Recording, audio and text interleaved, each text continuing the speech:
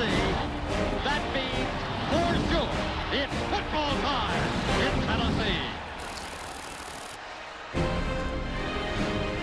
The voice of the legendary John Ward, former voice of the Volunteers for decades. The 101st meeting between these two teams. They started it all back in 1928, and with the exception of 1 year during World War II, they played every season, and it's become known as the third Saturday in October. Alabama leads the all-time series. There was a tie in Birmingham in the first meeting. Alabama has won 11 straight. The last win for the Volunteers was in 2006. They won by a field goal here in Knoxville. We had rain showers this morning. It was a miserable looking day, and it is beautiful right now. Football weather. Tennessee won the toss and deferred. So Alabama will have the football first. And as Gary said, when they get the football first, they score in a hurry. Yeah, just some advice. Don't go in and get anything to drink right now. Volunteers coming off that big win at Auburn, 30-24, ending an 11-game SEC losing streak. So that's something they have built on during the course of the week, and they hope to carry it over against the top-ranked team in the land. Josh Jacobs, Brian Robinson back deep for the Tide. Paxton Brooks has got it teed up.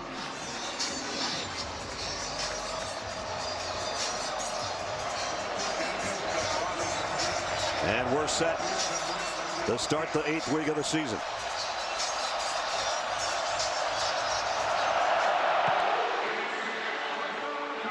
A returnable kick. We don't see that very often. Josh Jacobs out of the end zone. Got a little crease down the sideline, all the way out to the 40, where the kicker had to knock him out of bounds. So a good way to start for the Crimson Tide. And the Chick-fil-A starting lineups starts with number 13, Tua Tagovailoa. His numbers are unbelievable. 21 touchdowns, no interceptions. His quarterback rating is off the charts. And here's the group that joins him. And Jerry Jeudy's been his favorite receiver. 9 touchdown catches for Jeudy already. Josh Jacobs will start in the backfield. The Tagovailoa, who comes up throwing on first down and completes out to Irv Smith, who Gary talked about, a pickup of 11, 1 play, 1 first down. So immediately they go into Volunteer territory, where this defense will try to slow them down. Daniel Bituli, the middle linebacker, won't play in the first half because of a targeting foul a week ago. So that means Cortez Sapp is in his spot. First down for the Tide at the 46. And we got movement on Alex Leatherwood, the right guard. Full start on the offense, number 70, 5-yard penalty, remains first down. And you can hear in our referee's microphone, we got a little bit of a breeze blowing here in Knoxville today. It does appear that Irv Smith is taking the part of Devontae Smith in the 3 wide receiver look. He's playing that H-back slot, which catches a lot of balls in the RPO offense of Alabama. He caught it on the first play of the game. He's in that slot on the right side. Back at the 49 of Alabama on the ground. Jacobs breaks into the secondary, and he's got a first down at the 35. Well, it's hard to point out for Alabama who their playmakers are. It's probably easier to say who their playmakers aren't. And usually they have 70 numbers because everybody else is capable of taking the ball to the house.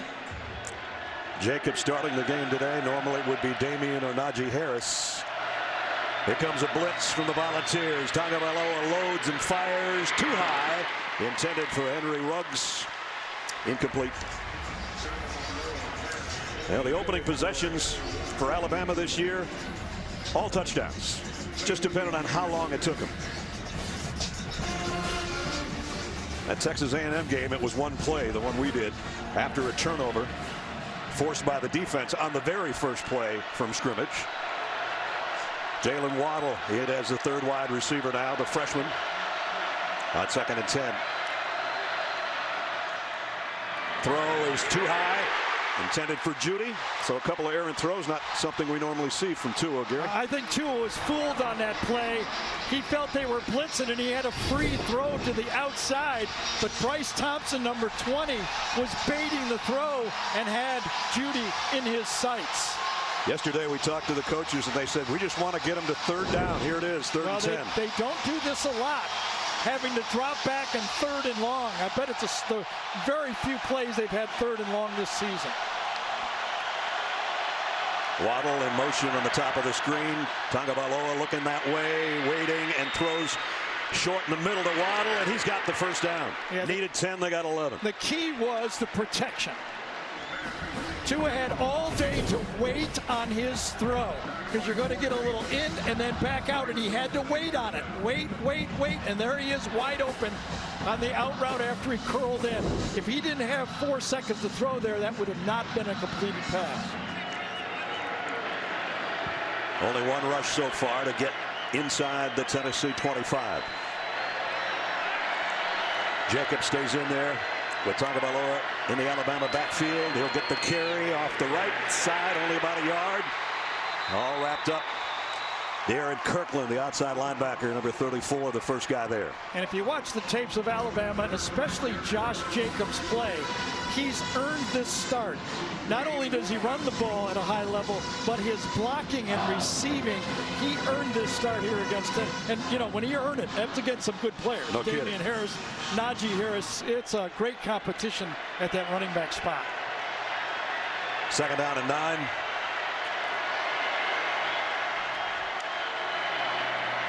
They'll keep it on the ground again, and it's Jacobs, and a first down run.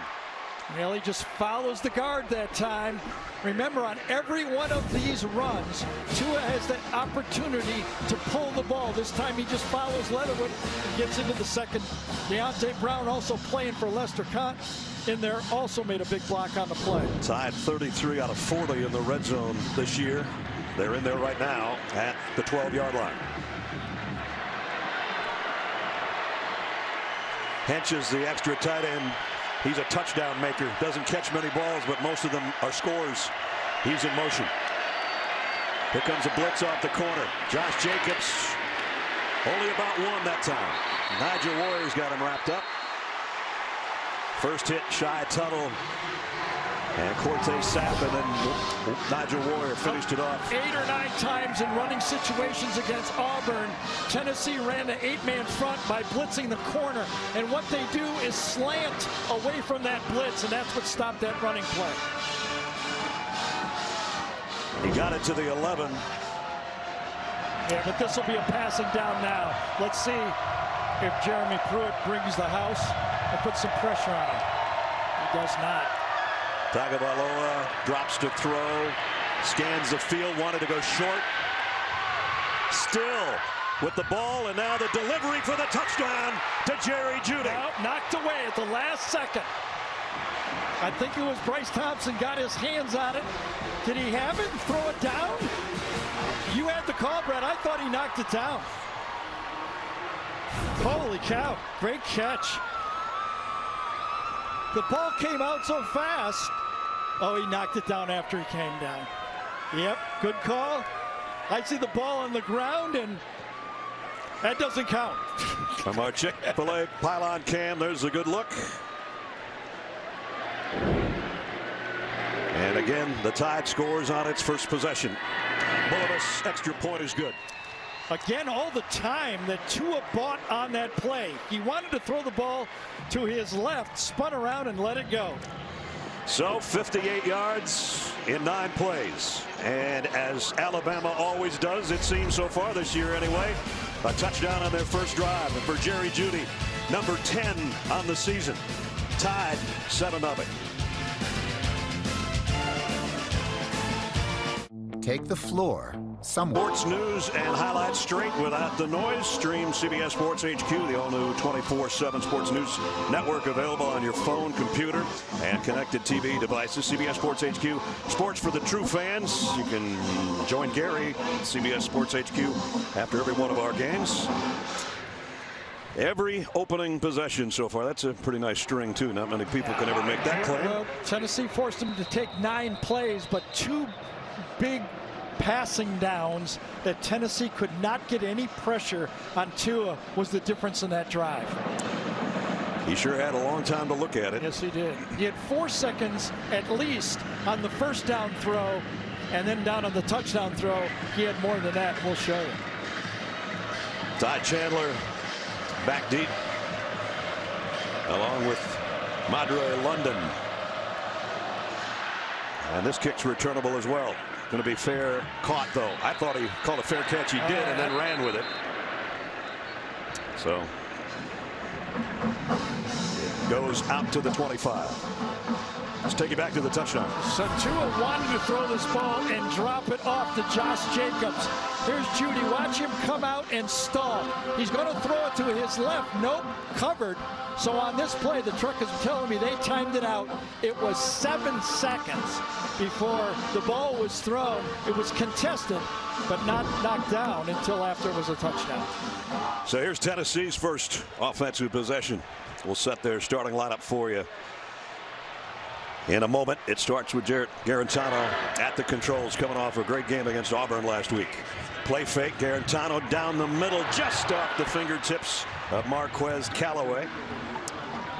So Jarrett Garantano, as we check the Chick-fil-A starting lineups, coming off a 21 out of 32 performance for a career high 328 yards and a couple of touchdowns a week ago. The best he's looked. And the group around him looks like this.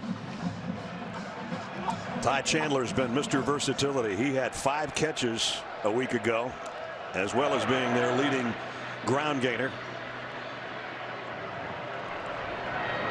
Second down at 10 from the 25. Garantano fakes one way, bootlegs around and throws the other way, incomplete, intended for Chandler, and it'll be third down. Defensively for Alabama, they're good at just about every level and put that secondary sort of back together from scratch, and this guy is tied for the lead in the SEC with 3 interceptions, 2 of those a week ago. Savion Smith. Yeah, it's been all talk about Alabama's offense this year, and obviously rightly so. Yeah.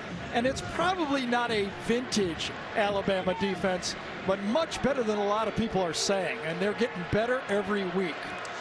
Tennessee, third down and 10 on their opening possession. Alabama thinking about bringing a blitz in the middle. They back out of it. Garantano hit, trying to throw. The ball is loose. Christian Miller, I think, is on top of it. It's hard to believe that Jarrett Garantano did not see this coming. Alabama was tipping it off all the way, and he never looked to his left.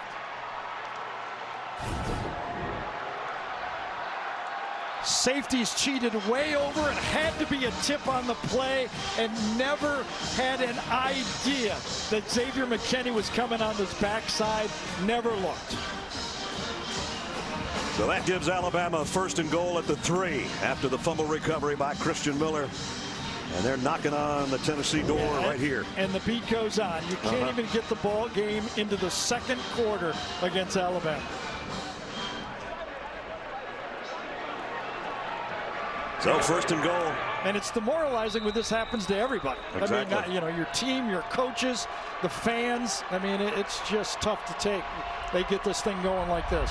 You look behind Tua Tagovailoa and Josh Jacobs. Tua throws to the end zone, batted away, incomplete, intended for Henry Ruggs. And Bryce Thompson got a hand on it. The takeaways tied for third most, and the points off. That's what they do better than everybody. Yeah. A couple of years ago, they were doing it without even giving it back to the offense when Mika Fitzpatrick and the boys were scoring off the turnovers. Now at least they're giving them the 3. They forced at least 1 turnover in 50 of the last 52 games.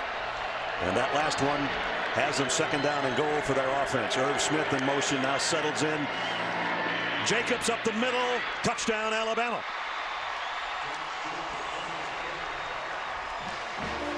Now that's just too easy. Well, you know who to follow? Why don't you follow an All-American lineman? That's what you do if you're running the ball. This time Jonah Williams pulled and makes the play. Watch it. Come around with your big tackle. gets a snap, follow the tackle, right into the second level, and you got a crease to the end zone.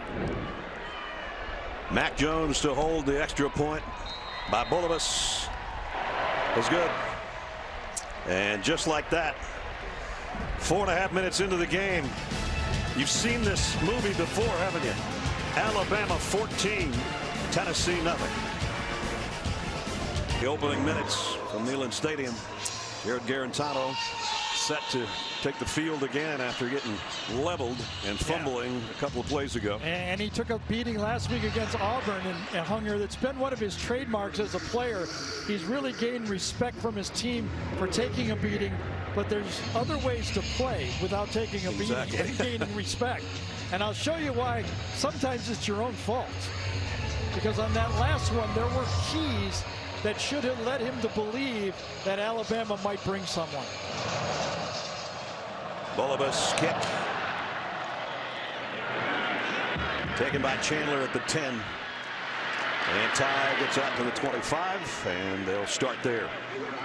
It's just simple math over here. If your quarterback is scan the field, you got two receivers and 1-2, and here's the guy, the third guy. Why is he cheated way over there? He's cheated over there because Xavier McKinney is going to blitz on the play. If he would have just looked over there, he would have had an idea that that guy might come in. Now, the line might have helped him on the play, but you would have been expecting it and not taking the sack and the fumble. Tyler Bird in motion to the top of the screen on first down for Garantano. Keeps it on the ground, and there's a loss of about 5. This guy's been playing lights out football. Quinnen Williams on the preseason, or I should say the midseason All-American list for plays like this. Yeah, it's against Auburn. Tennessee ran the ball 20 out of 26 first downs. They gained one play for 18 yards, another play for 17 yards, but on the other 18, they gained a total of 15 yards against Auburn. They did not stop running it. They can't. But boy, negative plays against Alabama come back to haunt you really bad. Even a 1-yard pickup's good, according to Tyson Helton, the offensive coordinator, but 5-yard losses are not good. Empty backfield for Garantano. Pressure coming from the backside again. This time he feels it and gets a couple of the yards back and then hits the deck. Christian Miller and Isaiah Buggs bring him down. Little John going on. Not a lot of help. Nobody open. Buggs is coming in from one side. Never want Buggs coming on from your left side. Come up in the pocket for another negative play. And this is where you don't want to be. Third down is 16. Tim Jordan in the backfield with Garantano. The same type of look. They're going to bring it off the corner again. They'll keep it on the ground this time, though. They're just going to get what they can and punt this thing away. Yes, Shaheem Carter that time was the extra player coming from off the slot, but it looks like Alabama has decided that the Tennessee offensive line and blitz pickup is not good enough. When they get them in passing situations, they're going to bring extra men and challenge them. That's Jalen Waddle, and he is a dangerous return man. He's got one punt return for a touchdown already this year. Joe Doyle to kick.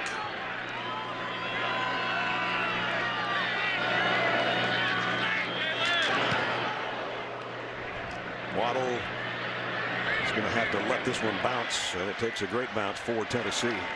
Down inside the 25, around the 24-yard line. And Jerry Jeudy came pretty close on that one to even blocking it. Yeah. These two don't like each other that much. I'm not talking about those two. I'm talking about these two teams and their fans. The lead and the ball back. They've scored the first 2 times they've had it. One after a 9-play drive that covered 58 yards in 4 minutes. The other one was a 3-yard drive after a turnover that took 2 plays and Josh Jacobs' 3-yard run. Najee Harris in the backfield now with Tua Tagovailoa. Play fake. Tua loads it. Goes deep for Waddle. Got him in stride. Waddle down the sideline. You can forget about it. Touchdown, Alabama. Come on. How do you do this? 77 yards. I mean, it's one thing to have a play dialed up and throw it as you're backing to your left, but putting it right on the money. Jalen Waddle is playing for Devontae Smith. Watch him go across the field. He's not that wide open. He just delivers the ball right on him, right in stride. People don't do this kind of stuff. So one play, 11 yards, 11 seconds, I should say, 77 yards. And a shocked Vol Nation right now. Tua Tagovailoa, 2 touchdown passes already. I think the tight end Henches said it best. He said, if you're not open, he can make you open.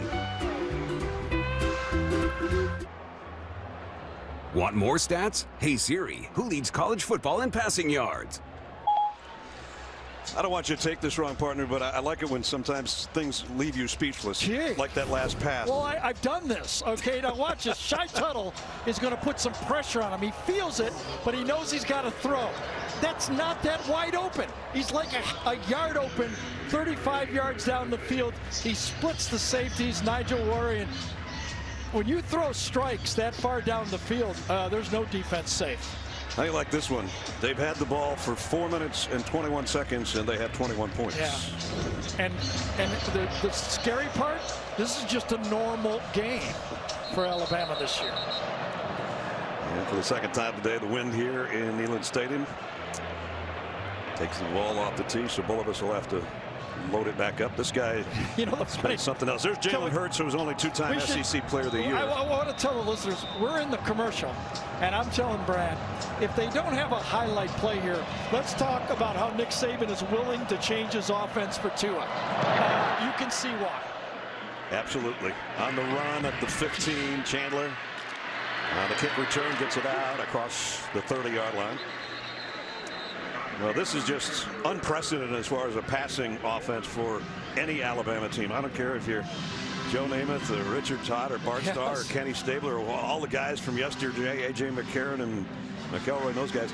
But look at what Tua has done so far. He's getting ready to shatter what Baker Mayfield did a year ago as far as quarterback rating, and what Danny Werfel did as far as percentage. Through 7 games, touchdown percentage off the charts. And it just keeps piling up.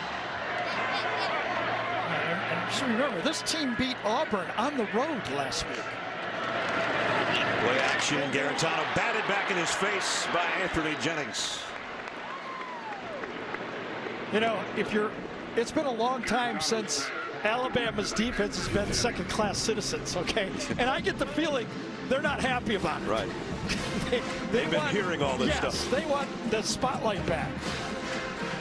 So we know all those guys that came before us playing in the NFL. We want to get there too, and they're getting better every week. Second down and 10 at the 31. This is when you're calling plays for Tennessee, Tyson Helton. You're going, I don't see a lot of plays that are going to work right now. Garantano hasn't completed a pass until now to Chandler out in the flats. And Chandler knocked out by Patrick Surtain, the freshman corner. Well, we've seen what's happened on third down so far in the game. Nick Saban's defense has dialed up an extra man coming on both of the plays, and they pressured the quarterback.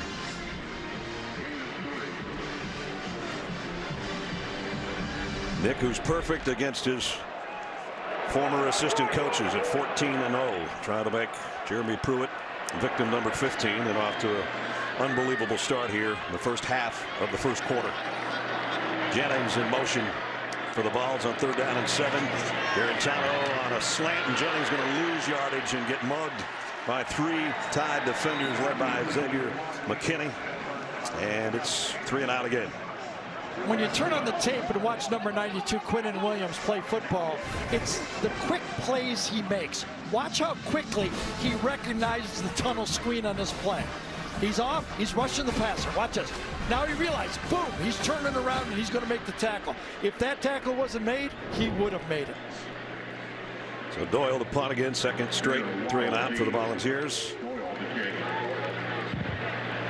Waddle couldn't handle the last one, had to let it go, but he's got the long touchdown already. And this one's blown dead.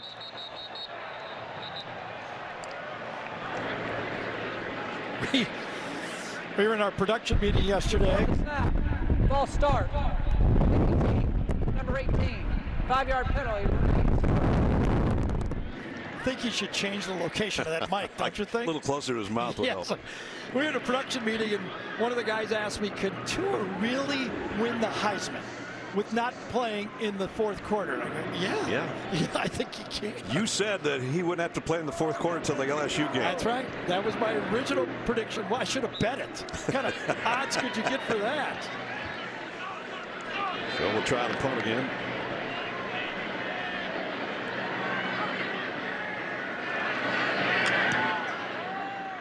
Waddle backpedals, takes it at the 20, gives some ground, trying to get ground. Flags are going to fly all over the place. Couple of blocks, illegal blocks from behind. Yeah, that ball will be back to around the 7-8 yard line now, because it was. And if you're really doing offense at the level that Alabama's playing, you say, okay, that's the way to go. Bailey Buchanan, number 28, is the guy that got the block in the back, I think. During the return, illegal block in the back on the return team. Half the distance. First down.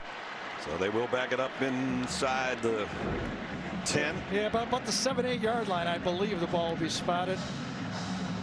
That just gives the offense for Alabama more room to work. That's how you look at it when things are going well. Tomorrow on CBS, don't miss the new drama that everyone's talking about, God Friended Me. Tomorrow after 60 minutes, only CBS. I think a lot of you probably heard the story about when Tua Tagovailoa was sacked in the national title game by Georgia, and it became 2nd down and 16, and coach said, you can't take that sack at the end of the game. They eventually won, obviously. And he said, that's okay, coach. I just wanted more room to throw. And Nick said, that's not funny. I really think it's the most famous pass in college football history. I really do. Georgia fans aren't crazy about it, but it was a beauty. Infamous. First down from the 7. Najee Harris is the tailback. And he'll get the carry. And Najee plows his way out for about 8. And that gives Alabama some more room to work. All right, avert your eyes, Georgia fans. The incredible part of this throw is how quickly he executed it, how far he threw it, and how high it went. It was a rocket. The ball only went up 25 yards, threw the ball nearly 50 yards. An incredible throw. 2nd down and 2. Quick throw out in the flags. It's complete to Jacobs, and he falls for what should be a first down, I think, unless his knee touched down. Jalen Buchanan was right there with him. And we got a flag down.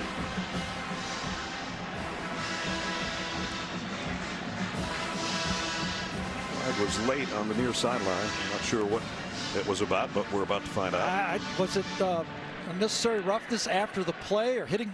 I think it was Alante Taylor, number 6, that got the late call on the play.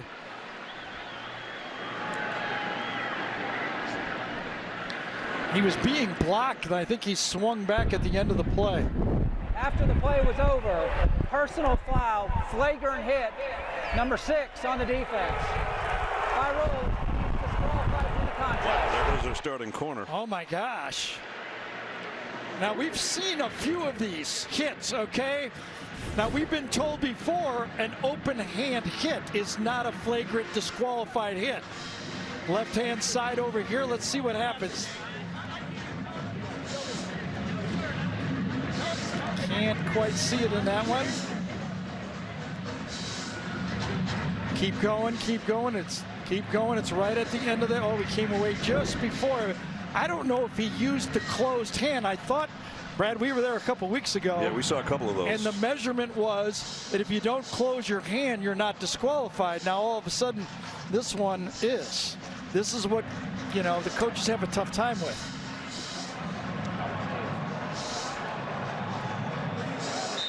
He was talking about his freshman corner. Jeremy was with us yesterday, and he said because he's so green, even though he's very talented, he says like 50 first dates. Every day you just start all over. And he'll have to start all over next week now.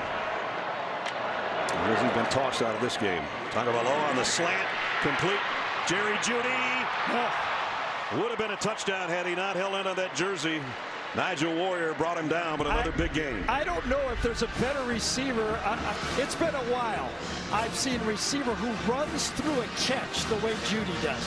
He seems to accelerate as the ball's coming to him, almost as if he's being handed the ball off. Now, I'm not calling him that, okay? But I remember Jerry Rice used to do that. He used to catch the ball and accelerate as he caught it.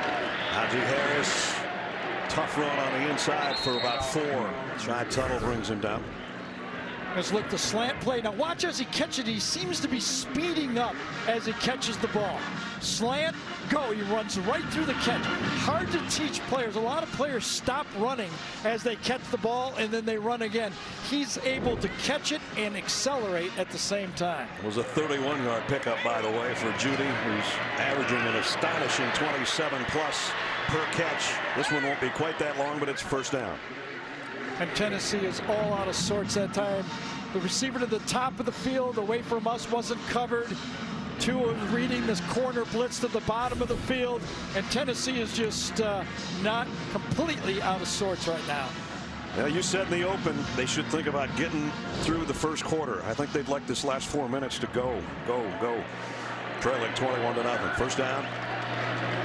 Tagovailoa wants to throw back the other way to the end zone. Knocked down, intended for Irv Smith. Nigel Warrior almost had an interception.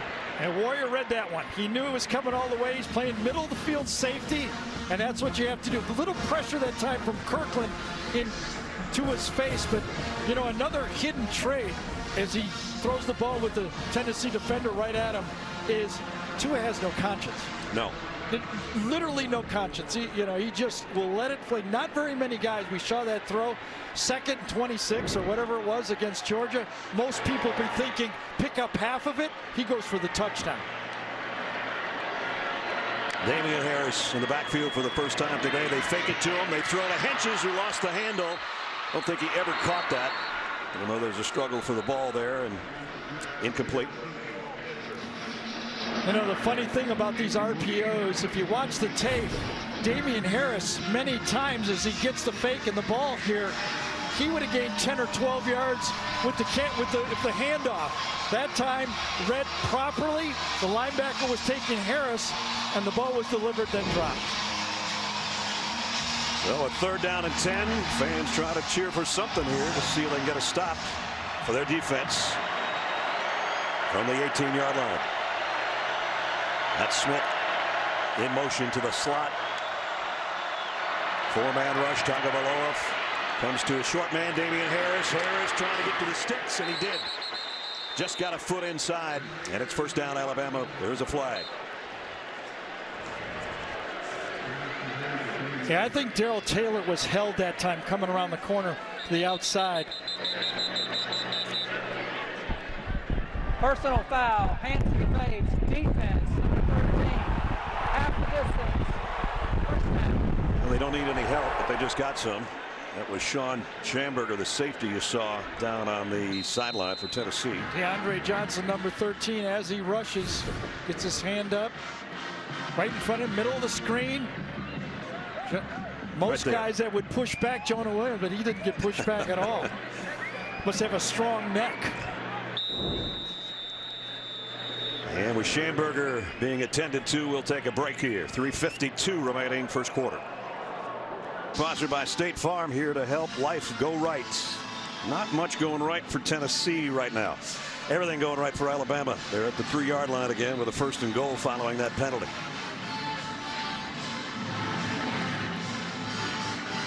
They've scored every time they've had it so far. Damian Harris in the backfield with Tua Tagovailoa. Irv Smith again in motion, and it's Damian Harris blasting his way into the checkerboard. Touchdown, Alabama. Just like Josh Jacobs before him from 3 yards. You know, one of the things that Damian Harris is going to be happy about someday when he's about 8 or 9 years into his NFL career is he didn't have a lot of carries at Alabama. They've been so good at running the ball that he hasn't taken a lot of hits. Again, Jonah Williams, number 73, just crushes down the left side of the line and makes a hole about 4 or 5 yards wide.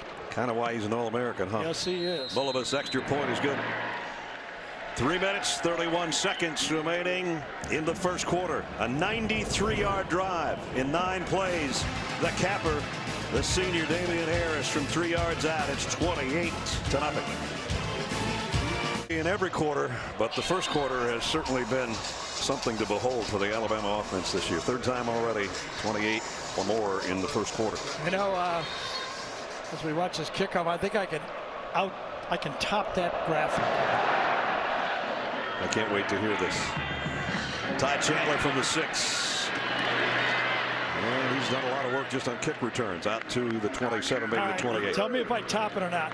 If you just took Alabama's first half point average, right, they're averaging 38 points in the first half. If they didn't score any points at all, right, discounted everything else, they'd be ranked 21st in the country, 1 spot ahead of Georgia, 1 spot behind Michigan, just taking their first half score. Just the first half. I topped it. You did. That's a good one. There's 110 other teams out there going, oh, really? See if Jared Garantano in the offense for Tennessee can get something rolling here. A low snap. They're going to hand it off on a sweep to Chandler. And Ty Chandler, good run for 7, 8, maybe more by the time they finally bring him down. When we spoke to Jeremy Pruitt yesterday, he said he was honest with his football team as you watch him run the ball again on first down. He said, they're a better football team than us right now. We're going to have to play a great football game, but we have to improve. We have to use this game against Alabama and get better. Forget the score, get better. Still looking for a first down, and they're still going to be looking for it. It's going to be 3rd down and 1.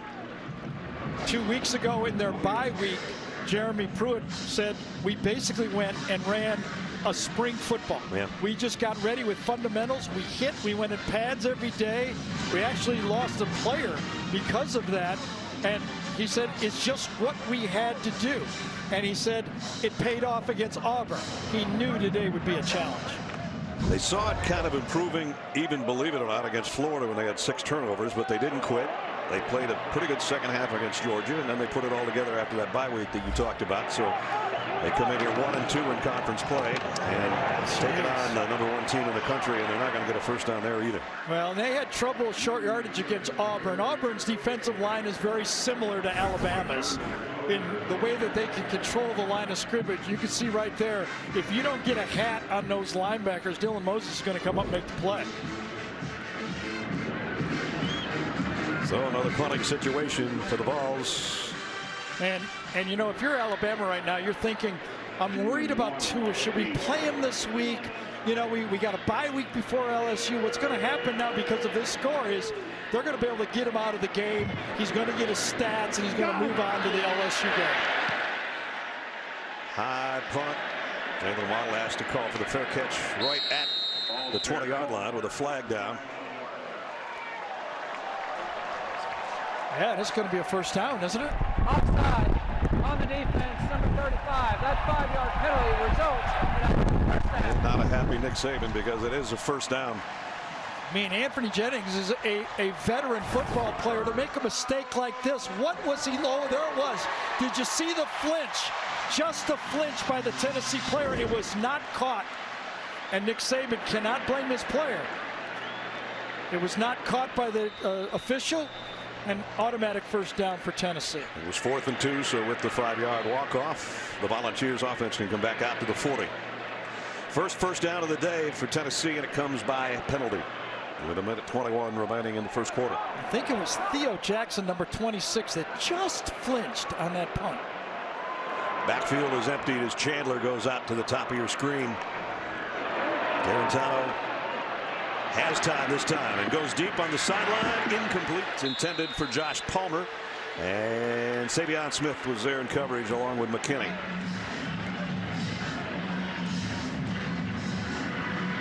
The Alabama secondary already has 4 pick sixes on the season. They come in with 12 interceptions, 23 sacks, which is tops in the conference. So they lose all kinds of guys to the NFL, and then they have guys like you're looking at there. He's a freshman, Patrick Surtain, whose daddy was a 3-time Pro Bowler in the NFL. Dolphins and the Chiefs. Second down and 10. And we're going to take a timeout here. We'll take it to a minute 15 remaining. First quarter. Right now, I'm being controlled by a guy named Todd. Wrong button, buddy. Got it.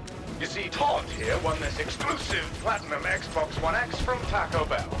He's a little distracted right now. Throw it. Oh, boy. Todd!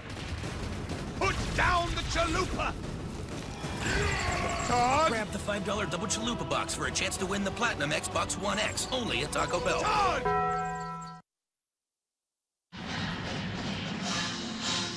So back late in the first quarter. Tennessee back out there at the 40-yard line. Second and long. Something that LSU was very effective last week against Georgia was getting 4 or 5 yards on second down to keep it third and medium. Play action and the throw's complete. Jennings first down. Best play of the day by the offense. Gets it into Alabama territory at 40. I really believe that Juwan Jennings could be the pressure point for this Tennessee offense going forward in the second half of the season. He's a big target. He's highly competitive.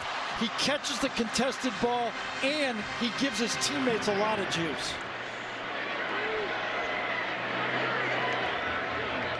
First down for Garantano. Gives it off, and a loss of a couple. Tim Jordan dropped by Dylan Moses again.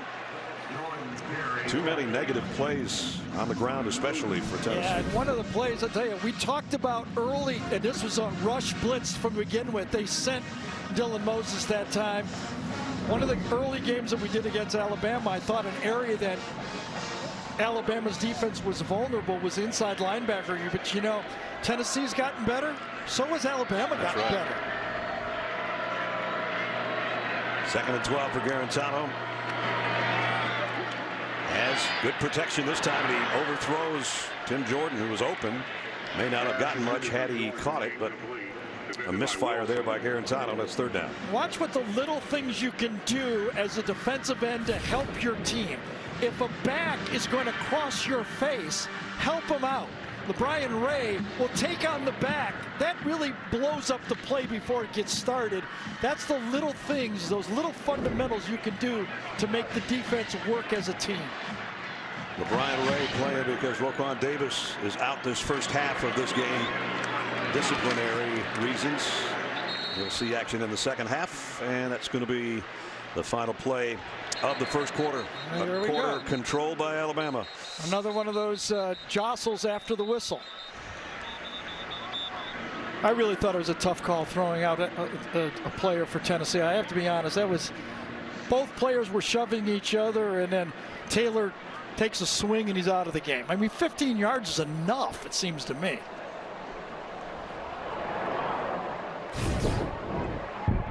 After the play, unsportsmanlike conduct, number 15 and number 21. Those penalties will cancel. Boom. Fourth down. I mean, that's basically what happened to Taylor on the play right there. Yep. They're jostling, and then you swing at the guy to get him off you, and you know, boys will be boys sometimes. It is big-time football. I don't mind throwing the 15 yards, but disqualifying a player, it's got to be more than that. And the first quarter comes to a close, and it was owned by the #1 team in the country. They're #1 for a reason. 28-0. Bama. The end of the first. Will return to Knoxville after this message and a word from your local station.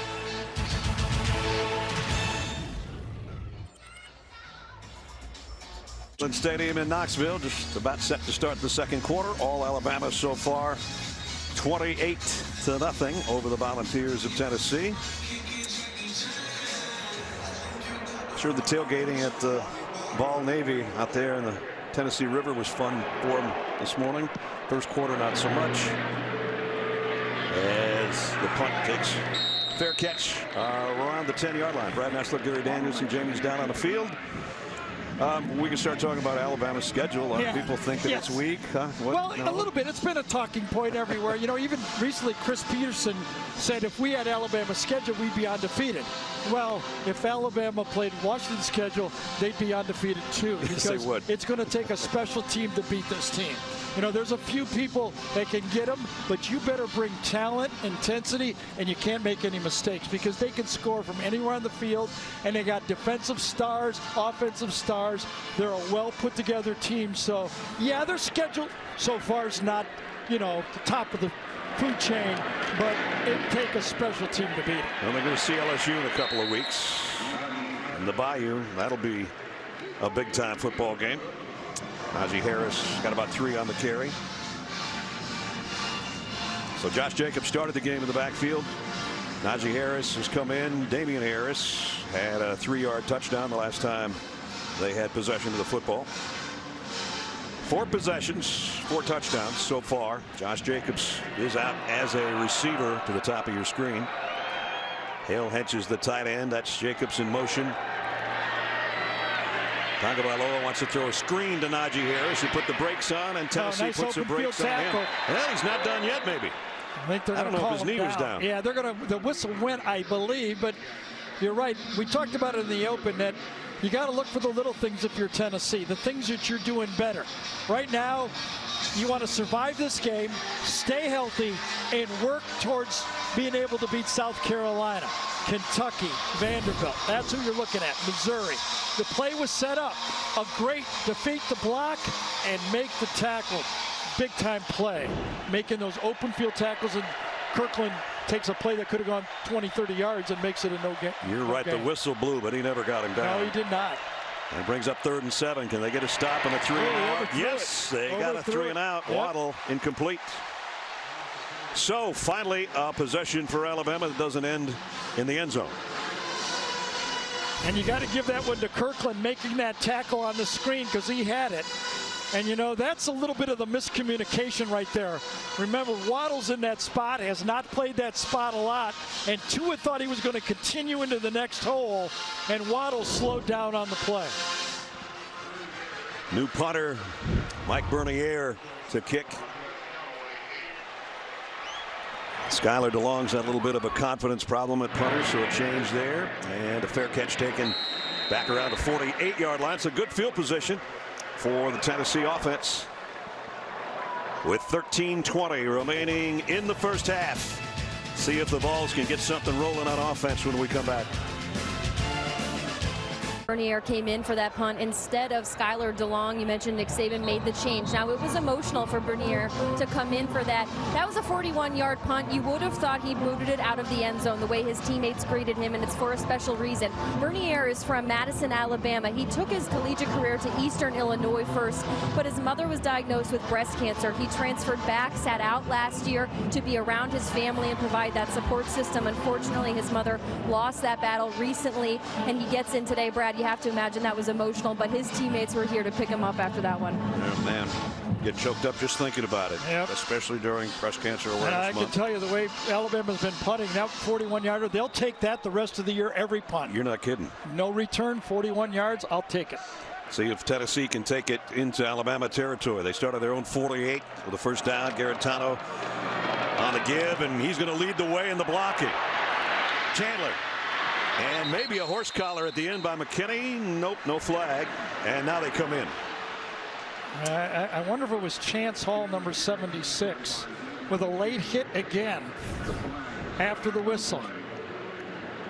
Nice cutback. Totally. By Chandler. And you see Garantano out front, just slows up McKinney, but way late in the middle of the field there was a altercation. It looks like it was on Tennessee, and you're right, that should have been a horse collar.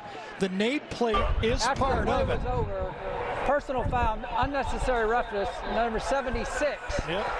That's a 15-yard penalty. It will still be second down. Saw it out of the corner of my eye, and I didn't know if they'd call it. It looked like the Alabama player embellished it just a bit, but when you give the official an opportunity to call it, he may call it. Probably should have been a flag on the other direction as well. Yeah, I mean, if you're a Tennessee fan right now, you're going, wait a second. Roquan Davis doesn't get thrown out of the game for throwing 3 punches. None of them vicious. I get it. Okay. He's back after halftime. Alabama's holding him out just because they want to. He doesn't have to. He could be playing if he wanted to. Right. And then your guy gets thrown out. You get no horse collar. Of course, the score is 28-0. Garantano down the middle of Jennings. And he's got it back in Alabama territory, 47.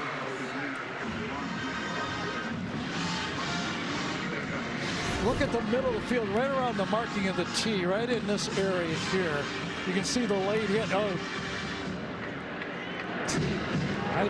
Was that in? I hope that wasn't it. No, there it is. Real late like that. Just a shove, and, you know, I yell at my grandkids for doing that. 14 of them. Yes. Third down at 5. Jennings in motion. Garantano in trouble and goes down. Isaiah Buggs came unimpeded, I think. I don't know if anybody touched him, but he got the sack. And just like that, Tennessee goes from good field position. He should have been touched, but he wasn't. You got, you know, I'll take him, you got him type of a block. And he splits the offensive line, and that's bad news for a quarterback. When your offensive lineman can't handle the guy right in front of him and you turn him loose, there's no offense in the world that'll work. Isaiah leads the SEC in sacks, just added to it. Doyle's been a busy punter. Waddle waits on the other end. Kick off the side of his foot. Yeah, that might not even make a first down. It might not. It's going to be right around the 40-yard line, I believe. He's going to keep walking.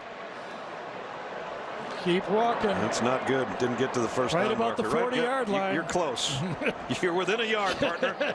11:29 remaining first half. Alabama's got it back. Tuesday, 9/8 Central. Catch it. 28-0. Alabama in front here in the second quarter. And now do Project Smarter, presented by the Home Depot. Remember when we took our SAT test, there was a time limit. Remember those things? Well, if they give you all day to answer the questions, you can pretty much get it right. And Tua has had all day to figure out who to get the ball right to. The touchdown pass, we thought it was around 7 seconds. I think it was 6.7 something. Yeah, 6.5 seconds. Now, he bought some of that time himself, but that offensive line has kept him clean and able to pick his thing. The smartest thing, we're all smart when we have all day to figure things out. And you don't want to give this guy all day. 170 and 2 touchdowns on 9 completions. And still in there. Will he stay in there very much longer? That's what we'll wait and see, I guess. From the 40, Damian Harris taking it wide, tripped up. Would have been a bigger gain, but lost his footing over there after a gain of 3 and a flag down.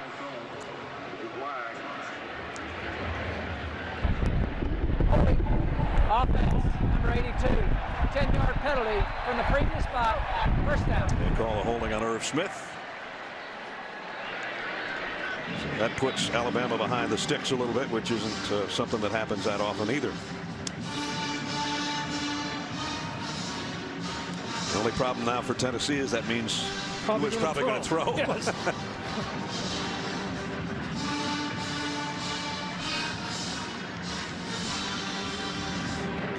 And here's how you really frustrate defenses in modern football. You split your tight end way wide. It distorts you. You have to think about where everybody is on the field. It's modern football. Ruggs and Judy, the 2 wideouts. Damian Harris gets the call. Brought down after a pickup of 4. Theo Jackson, the safety, made the hit. Been seeing it for about the last 5, 6, 7 years. Fullbacks line up wide, tight ends line up everywhere on the formation. It stresses the calls on the defense, makes you tip off whether you're in man or zone defense. Just everything, the advantage of the offense, the way these offenses now stress these teams with the RPOs and different formations. The run pass option into a Tagovailoa is an expert at it. This time it's a straight drop for him. Fires wide open and he missed Judy. Jerry Judy back there with about 3 guys in coverage but nowhere near him. Well, Damian did a good job of picking up the corner cat to the short side of the formation. Judy is open. I thought he had the ball. He stopped running, thought he was going to high point it, but misjudged it just a bit and had no chance. Tua's been a little bit high today on about 3 of his throws, including that one. Third down conversions have not been a big problem for Alabama. 8+, 48%. This is 16 though. Tagovailoa reloads, scrambling around. And he finally throws. I don't know how he got that ball off and almost caught. I tell you, if you're Alabama right now, you're the staff, you're going, we do not want to get you hurt. But he buys time. He's got that big knee brace on his right leg. It's third and very long. He rotates, he retreats, he spins, and then he lets her fly. And he got whacked in the back. Yes. That's Dan Enos, quarterback coach, passing coordinator. So Bernier, the second punt. Same looking punt. Callaway will take it with no return at the 25-yard line. Another good kick. 10-12 remaining in the first half. Tua Tagovailoa and Alabama leading 28-0. Tomorrow on 60 Minutes, have you or a family member ever helped in solving a crime without even knowing it? Plus hunting with golden eagles only on 60 Minutes tomorrow. Brad Nessler, Gary Danielson, Jamie Erdahl, and 102,000 of our closest friends here in Knoxville. Let's test your knowledge right now with today's Aflac trivia question. Who are the 3 Alabama quarterbacks to be selected in the first round of the NFL draft? I know one for sure. For sure. Yeah. That guy's going to think it over too. Yeah. He's either out way late last night or he's seen the first half of this game. One of the two. Well, you're talking about an offense right at this point in the game. He's got 20 total yards. Jared Garantano all by his lonesome in the backfield again for Tennessee.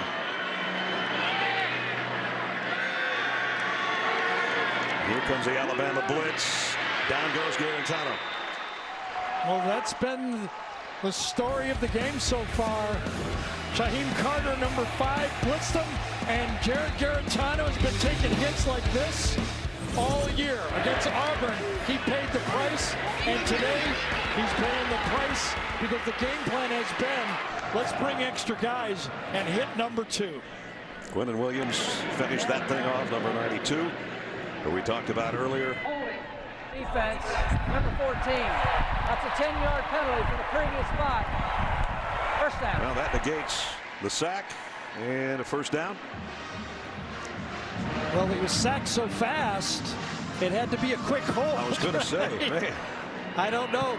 I mean, the ball wasn't thrown, so I mean, they had no chance to throw the ball, and Deontay Thompson was very upset, as you can see. Now, they missed a couple on Alabama, but I didn't see that one. And Nick Saban's talking to the official, still talking to him on the sideline. So first down by penalty for the second time today for Tennessee.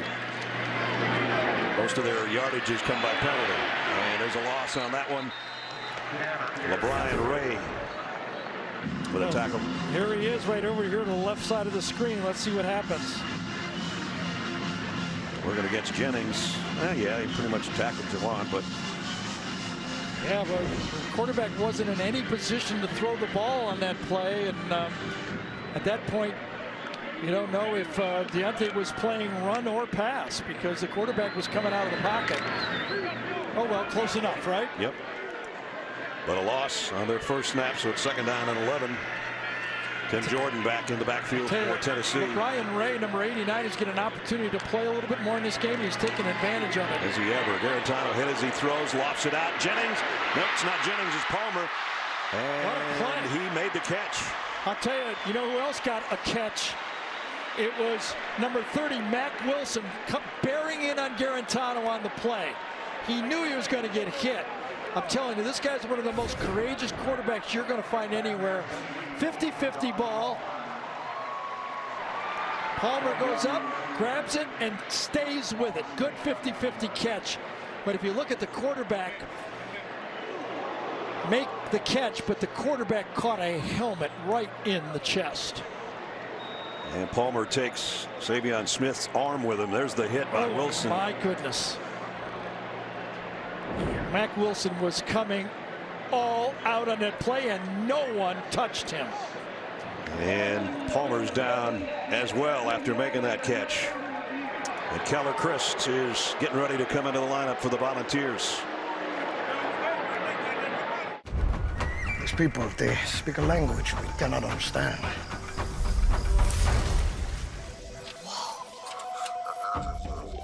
Deductible? Definitely speaking insurance. Additional interest on umbrella policy? Can you translate? Damage minimization of civil commotion. When insurance needs translating, get answers in plain English at progressiveanswers.com. He wants you to sign Karen's birthday card. It's a high honor. I'm a college football fan. One of my game day rituals is to stand the entire game. I'm too nervous to sit. We had a big event for the game, catered by Chick-fil-A. Trays of nuggets for the win. Because we won the game, the very next week, we called Pam and did it again. I saw how important it was to Harris. What could I do to add that personal touch? She busts out Auburn plates, orange cups, blue cups. The place went crazy. She is my good luck charm for big football games. War Eagle! Make Chick-fil-A your game day ritual with the Chick-fil-A app. Earn points, redeem rewards.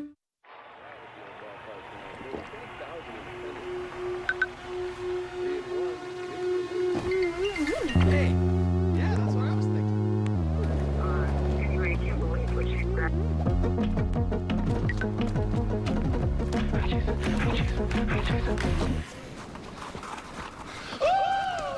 I chase the shadows in the gallows, collect them what was stolen from me.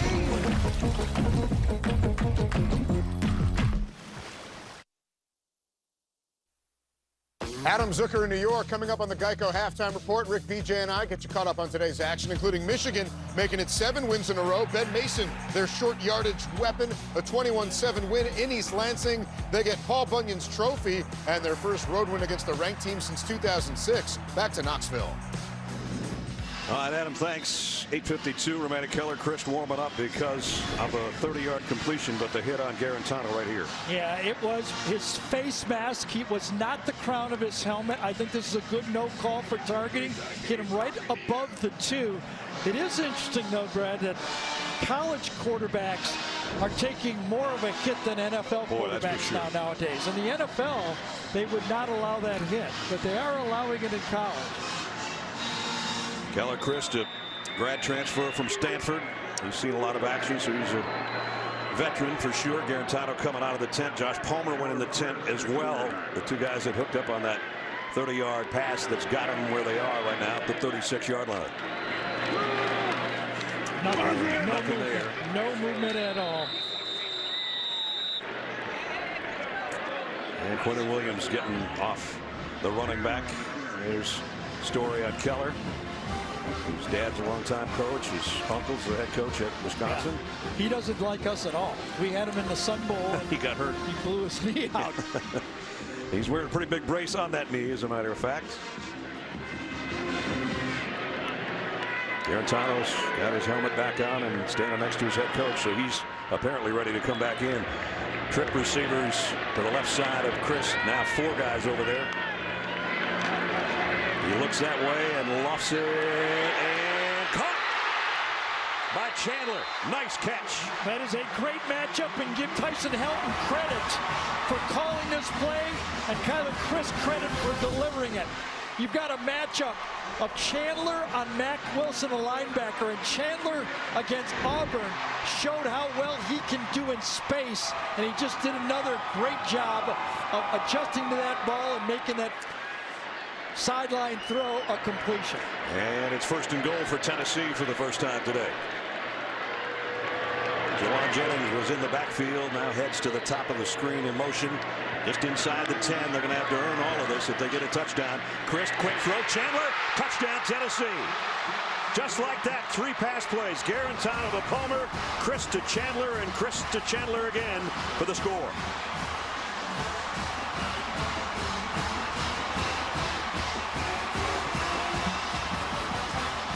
Well, you remember what Jeremy Pruitt told us about he saw the change in his team against Florida when they were down big. Well, they do it again. This time Kyler Chris delivers the ball, a nice kind of rub play to the outside. Eli Wolf, number 80, did a great job of clearing the way for the touchdown pass to the outside. We saw it, our Chick-fil-A pylon cam. Easy walk in after the score that caps the 65-yard march in 4 plays. And that guy with a couple of nice passes. One that got him close, one that got him in the end zone. 28-7 Alabama. They finally have reason to sing Rocky Top. First touchdown of the day for the Volunteers. Keller Chris 2 for 2. Both to Chandler. Yeah, but that guy took the hit and made the throw to start this thing. 30-yard pass to Palmer when he took the big shot, and then Chris comes in. And that's 3 touchdowns receiving for Ty Chandler on the season. And it's one of the things we showed in the open, where the players are starting to emerge for Tennessee. Ty Chandler is one of those guys. He's really good in space. And Tyson Helton, the offensive coordinator for Tennessee, is scheming ways to get him the ball into space, and he did a great job there. He becomes the first player in Tennessee history at the running back position to have touchdowns in 3 straight games, and now onside kick, but they coughed it up. You can't advance the ball. The question is, did it go 10 yards?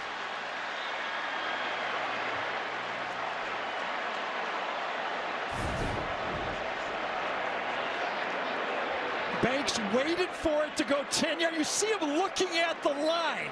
Now let's see if he did it well. Does it? Oh, it hit Banks first. It did. Illegal touching by the kicking team. The ball was touched by the kicking team before it went 10 yards. The ball be placed at that spot.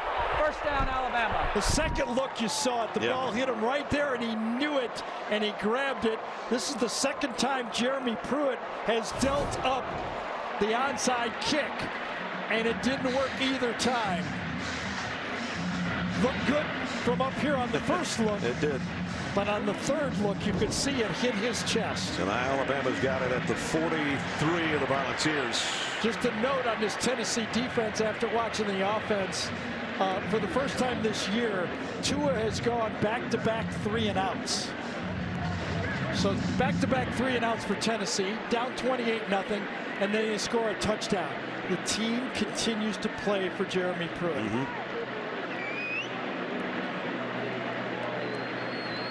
Not sure what's under review because they already called it. I think Jeremy Pruitt, is he challenging the call? I don't think he should have hit him right in the rear end on takeoff.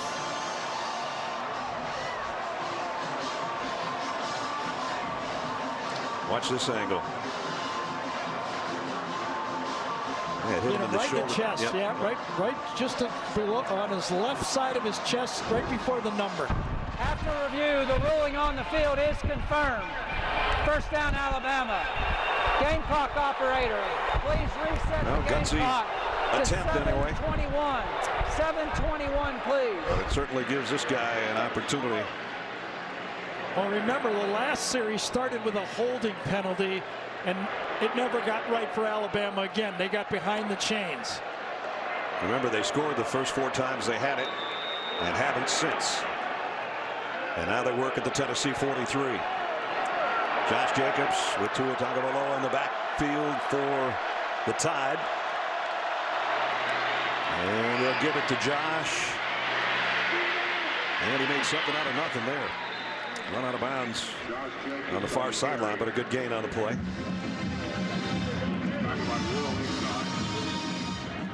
Jacobs had 52 yards on the ground a week ago in the win over Missouri. He's had a good first half here today. 38 and a touchdown on 6 carries. Eric Garantano is heading to the locker room. Second down at 5.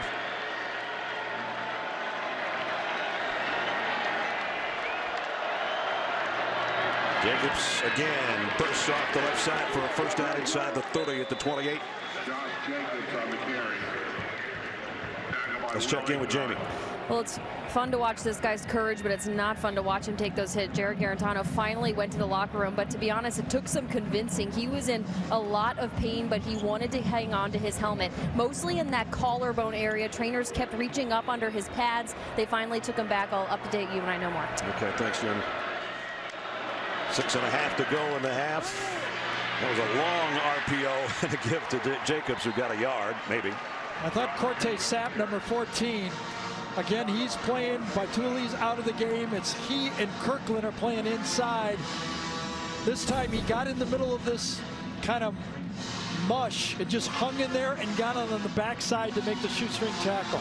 We mentioned earlier Daniel Batuli, who's their leading tackler, the middle linebacker, not playing in the first half because of a targeting foul in the game last week in the win over Auburn. 2nd and 9. Tagovailoa fires near side, complete, wide open is Ruggs. Ruggs has a first down to 15. And just so easy. That was as open as you could get. Slight motion to the outside so the quarterback can look to see if it's man or zone. He reads the defense, and just a long pitch and catch. Had him open by 10 yards. Yeah. And they've got it just inside the 15-yard line. Jacobs, they put him out as a wide receiver again and bring Najee Harris in the backfield. Hale Hinch is the tight end on the left side. Play fake, lofting it for Jacobs. Couldn't quite get to it. How good is that? Tua saw the defender run underneath the route, so he just kind of tossed it up. I think it was Nigel Warrior, number 18. So he says, all right, I'll just put a little touch on this one, and just not quite handled by Jacobs. So pretty. And there's Judy saying, I got it, I got it. I could have had it. Yep. So 2nd down and 10.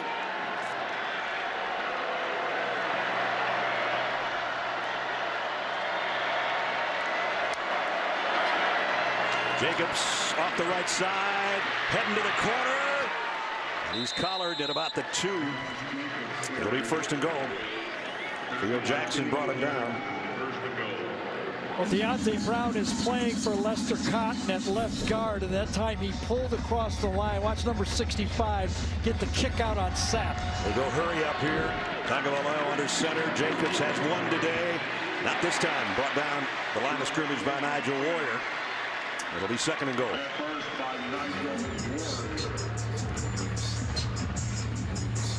Put it down right at the 2.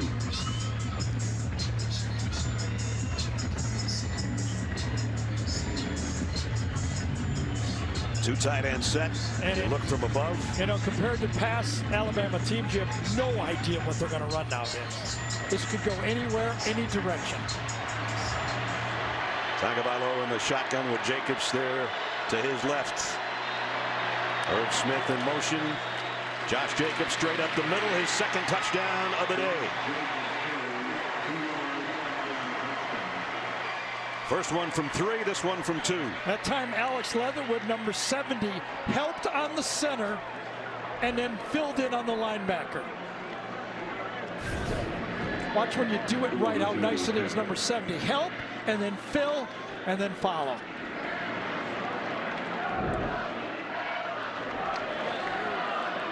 Josh came in leading the team in rushing touchdowns with 6, and he's added 2 more today. Bulovas point after. Is up and good with 4 minutes 23 seconds remaining in the first half. Remember, after the onside kick, they had great field position. Didn't have to go very far. 43 yards and 8 plays for another touchdown. I'm the play-by-play announcer. To 7. Alabama with 4:23 remaining in the first half. Trying to go to a perfect 8-0 and stay number 1 in the country. And they've done a masterful job again offensively in this first half. Ty Chandler camps out of this kick return at the 4. A little hesitation. And then doesn't make it to the 20-yard line. It's going to be at about the 18. A little bit earlier, we were testing your knowledge with our Aflac trivia question, which was, who are the 3 Alabama quarterbacks to be selected in the first round of the NFL draft? I think everybody got Joe Namath right. Right. Richard Todd and Harry Gilmer. Harry back in the 40s. He's still got one of the remaining marks that Jalen Hurts doesn't have as far as rushing for an Alabama quarterback. There's Harry. There's Joe. And here comes Richard, taken number 6 overall by the Jets. Well, and then Wishbone back in the days when I played, doing the same thing. I had to text him last night and say, hey, you're going to be part of our trivia question. I said, you'll love the footage. Well, I think a lot of people would have thought about Bart Starr, right? Yeah, and he was like 17th round or something. And Snake, Kenny Stabler. Most people would have said Kenny Stabler. He went in what, second round? Yeah. Pretty good quarterback lore, though. Yeah, for sure. This guy is going to be right up there when they talk about the all-time greats. Yep. And the season he's having. If I had done my job at Purdue, Purdue could have, he got Breeze, Greasy, Phipps. Shoot. Hey, you had over 200 yards rushing and a half. You still have the halftime record for a quarterback rushing. Halftime records. Those are really good, those halftime records. Listen, if Tennessee wants to stay in the game, this is basically, I think, their last chance. They've got the ball here. That's why that onside kick was so devastating for Jeremy Pruitt. He rolled the dice because they get the ball to start the second half. They could have kind of closed out this half. They had the Alabama offense kind of on the run a bit, but now they've got to produce here or it's going to get out a little bit more ugly. Kelly Cruz stays in at quarterback with Garantano in the locker room. Kelly throws incomplete, intended for Jennings, too far out in front of him. And Christ has to pick himself up after Quinnen Williams hit him. Quinnen Williams is a hard guy to keep off the quarterback and the running backs, for that matter. It was one of those guys when people were talking about the Alabama front and all the players they've lost is who's going to be the guy this year? And it turned out to be Quinnen Williams. We asked Coach Saban about that last night. Was he a highly recruited guy? He goes, no, 3 stars. Yeah. Not a lot of people wanted him, but we knew right away once we got him that he was going to be a contributor. Tosh Lapointe, the defensive coordinator, when we talked to him earlier this year, says he doesn't look all that great in a uniform, but he can really play. Yeah, he can play. Chris, look out.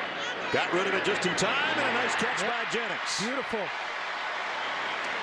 That's really the offense that Tennessee was going to go to if they could get the man-to-man coverage to the outside. And again, Juwan Jennings just a tough cover out there. He's probably, what, 4'7", 5'40"? I was going to say, they admit their wide receivers are not fast, but they're pretty physical and strong. Yes, he's almost like H-back size. I bet he's pretty close, 230, something like that, 6'3". It's just a tough cover to the outside. Picked up 23 on a 3rd and 12, so they've got it at the 40. Still time to work with and a couple of timeouts. Here's a flea flicker. Chris loads, goes deep middle, got Jennings again. On the run, Juwan Jennings. Alabama stays with him. He's still fighting. Oh, he dropped the ball right at the end of it. Alabama says they had it.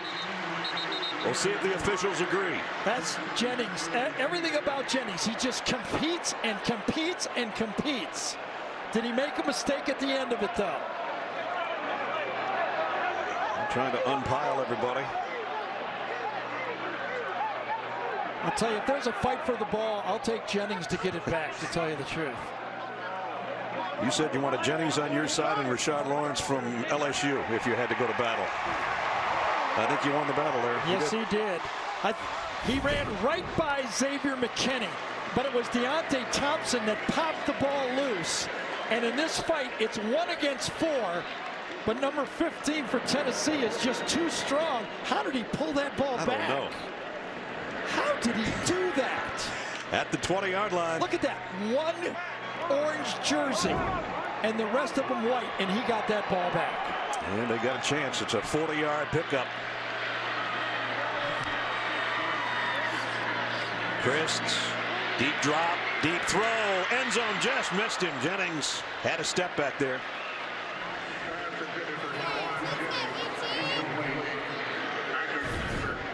Kind of ran out of space this time. Coming right at you. Ball has to go a little bit earlier. Jennings gets turned around and never had a chance for it. So 2nd down from the 20. Just inside the 20. Ty Helton pulling out all the stops here, isn't he? Yes. Kelly Chris 4 out of 6 with a touchdown throw to Chandler. Jordan in the backfield right now, not Chandler. Chris goes down the middle and the touchdown. Tyler Bird.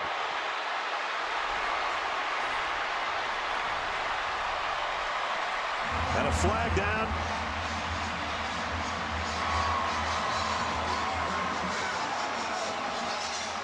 ...20-yard scoring strike, second for Chris today. What a story. Tyler Bird, who started out the year as a defensive back. Rolling on the field is a touchdown. Personal foul, targeting number 14. Deontay Thompson called for the targeting. Now remember, Tyler Bird a year ago was on offense. This spring in early fall, he was a defensive back. They moved him back to offense, and this time he starts out wide. Perfect throw down the middle, and right at the end of the play, Thompson leads with his head. Oh, man, what do you do there? You're trying to go low, and Tyler Bird goes low, too. Right, Bird ducks his head. He's trying to lead with his shoulder. This is why this is just wrong. I don't know what you're supposed to do. If the offensive player lowers his head, he's trying to hit him with his shoulder. And it's out of your hands. I mean, the replay official, it's his judgment of what he wants to do. And that's Steve Landis, who was in the booth with us before the game, the replay official, that is. Remember, he's getting help from Birmingham. Right. It's a collaborative event. They're deciding whether this is it. But again, this has been, I've been talking about this for 5 years. 14. He remains in the game. It is a touchdown for Tennessee. It's a great no call right there. Again, stop the game. Make sure it wasn't targeting, but that one did not fall under targeting. But how about that drive for Tennessee to keep this relatively a ball game, and they get the ball back to start the second half. Exactly. But what if they could force a 3 and out? Tua gets the ball too.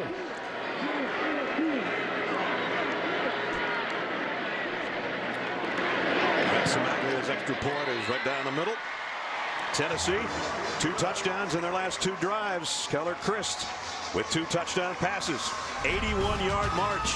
A march Gary said they had to have, and they got it for the touchdown. 35-14.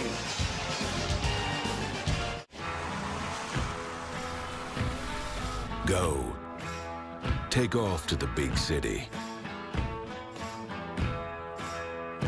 Find fortune. Romance. Find freedom just one touch away.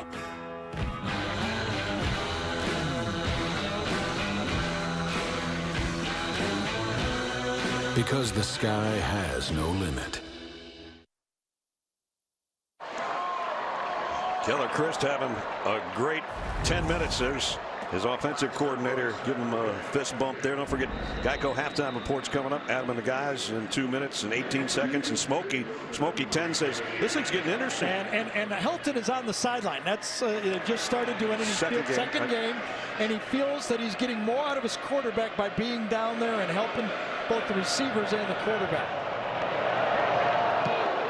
Brooks, high pop-up kick, and that's a free ball right now. There's no fair catch call. Oh, that was dangerous. Jacobs got it to the 15 on a 1 hop. You want to see a well-designed play. 2 safeties. That's what you look. 2 safeties high. So here's the pattern. Run out, run in, and then you hold the linebacker with the back. Run out, hold the linebacker. There's the hole right there. Beautifully designed play, delivered right on the money. Perfect in-stride throw by Christ. Never even had to slow down at all. Well, you called it. Can they get a stop? I'll tell you what, it's still a ball game, isn't it? The Tennessee fans are willing to hang with this team, and they should. Worst starting field position, not the worst, but second worst so far in the game. Tua Tagovailoa on the slant, knocked down. Incomplete, intended for Judy. Nice play defensively by Tennessee. Balin Buchanan. It's an RPO. You're reading. Linebacker comes up right over here. Warrior. You throw behind him, but Buchanan playing aggressively. Playing the RPO. When we talked to Jeremy Pruitt, he says, listen, Tua throws more of these RPOs than anybody he's seen. You have to play aggressively, especially the slot player right here. Second down and 10. Handoff Damian Harris. Harris broke 1 tackle. Stood up and takes another with him for about a 5-yard gain. And it does bring up third down with 2 minutes remaining in the half. Same look from the Tennessee defense. On second down, they blitz their corner and slant to the wide side of the field. That time Alabama blocked it pretty effectively. Tell you what, this play's going to go nuts if they stop them on third and 5. Who would have predicted that Tennessee could force 3 3-and-outs in the first half of this game, and Alabama still has 35 points. Tagovailoa will move Jerry Jeudy in motion. Corner blitz. Tagovailoa has time. Now he's going to run with it. They don't want him doing this, but he did get a first down. Remember, he tweaked that knee doing the very same thing last week against Missouri. Yeah, he's okay. That time Damian Harris gets the block on the corner blitz. That's what opens it up for the first down run. Got it to the 26-yard line to pick up the first down.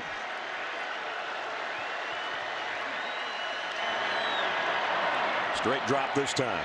Tagovailoa down the middle and in stride. Jalen Waddle again. I'll tell you, the late Kenny Stabler would be proud of this throw, wouldn't he? Move up in the pocket, load with that left hand, wait for the crossing route, and deliver it. Pick up 22 out to the 48-yard line. Tagovailoa looking for more out in the flat. Irv Smith, and that's just going to be maybe a yard gain.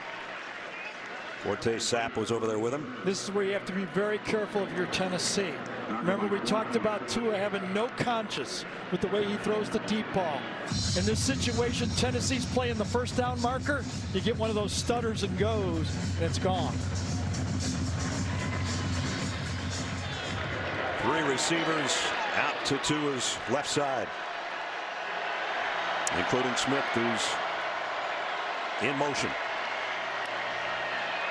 Blitz coming. Tagovailoa down the middle. Again, it's Jeudy with the catch on the first down. He dropped the snap, had to refocus. That's the first time, Brad, you and I really saw Tua play against Vanderbilt when he spun off of a sack, refocused downfield, and threw a touchdown. You got it. First down at the 37 with 30 seconds to go in the half. Tennessee looking for a stop here. Tagovailoa throws to the sideline. Short gain. Smith out of bounds. Yeah, I was a little surprised Alabama didn't use a timeout there. They have all 3. And remember, every first down throw, the ball is stopped.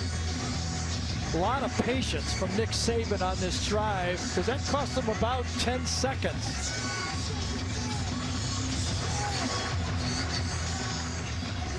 Again, they've got 3 wide receivers up to the top of your screen. 26 seconds remaining. Second down and 7. Tagovailoa looks to the right now, back to the middle, and caught by Smith. What a grab. What a play. Now, do you take a timeout if you're Alabama, or do you go out and they're going to take a timeout? We talked about Irv Smith. Daddy be proud of this one, right? You're not kidding. 25-yard pitch and catch. A very tough catch. Alabama timeout. They're looking for more, leading 35-14. How do you show up? Do you just bring it? Or do you bring it all? Focus. Third row, like a pro. Current non-GM owners and lessees switch to GMC and get nearly $7,000 total value on this 2019 GMC Acadia SLT2 when you finance through GM Financial. We are professional grade. GMC. Alabama at the 9-yard line of Tennessee. You see what they've done in the red zone today. Perfect. All touchdowns. Tua Tagovailoa, his completion percentage has not been what it normally is, but of his 15 completions, 247 yards and 2 touchdowns so far.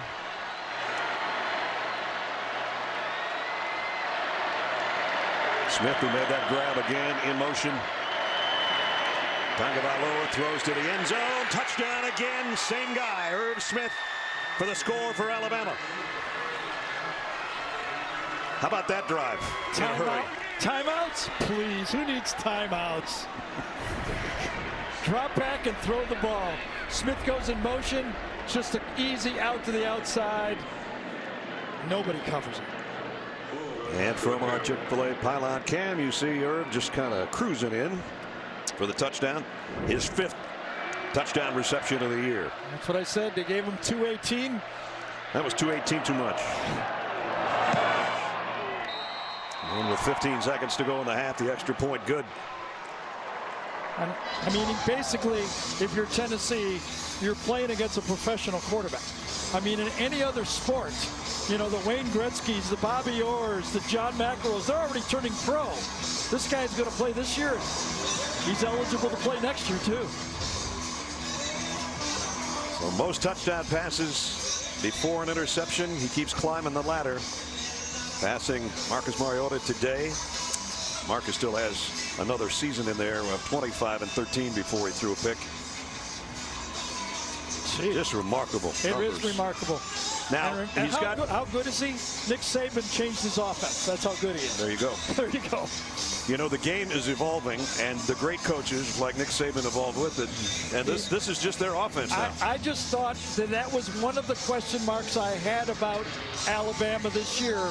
Would they allow Tua to say, and I said it all media in the offseason, we're going to score 42. Can you? Right. Most people can't. And they're above their average in the first half. And Tennessee will start from the 25, and they only have 15 seconds to work with. Tuesday on CBS from Dick Wolf, executive producer of Law & Order, comes a new drama, FBI. Tuesday after NCIS, only CBS.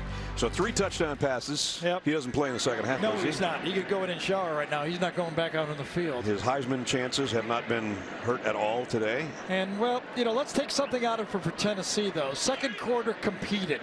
It was 28-0 the first quarter, and they were behind in yardage 217-6.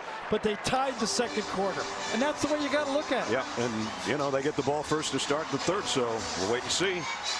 But Tennessee, with a late touchdown, that one hurts the Volunteers as they head to the locker room. 42-14, end of the half. For Jamie's halftime interview with Coach Saban, go to Twitter at SEC on CBS. 42-14 here at halftime in Knoxville as we head to Adam Zucker and the guys in our New York studio. Zuck.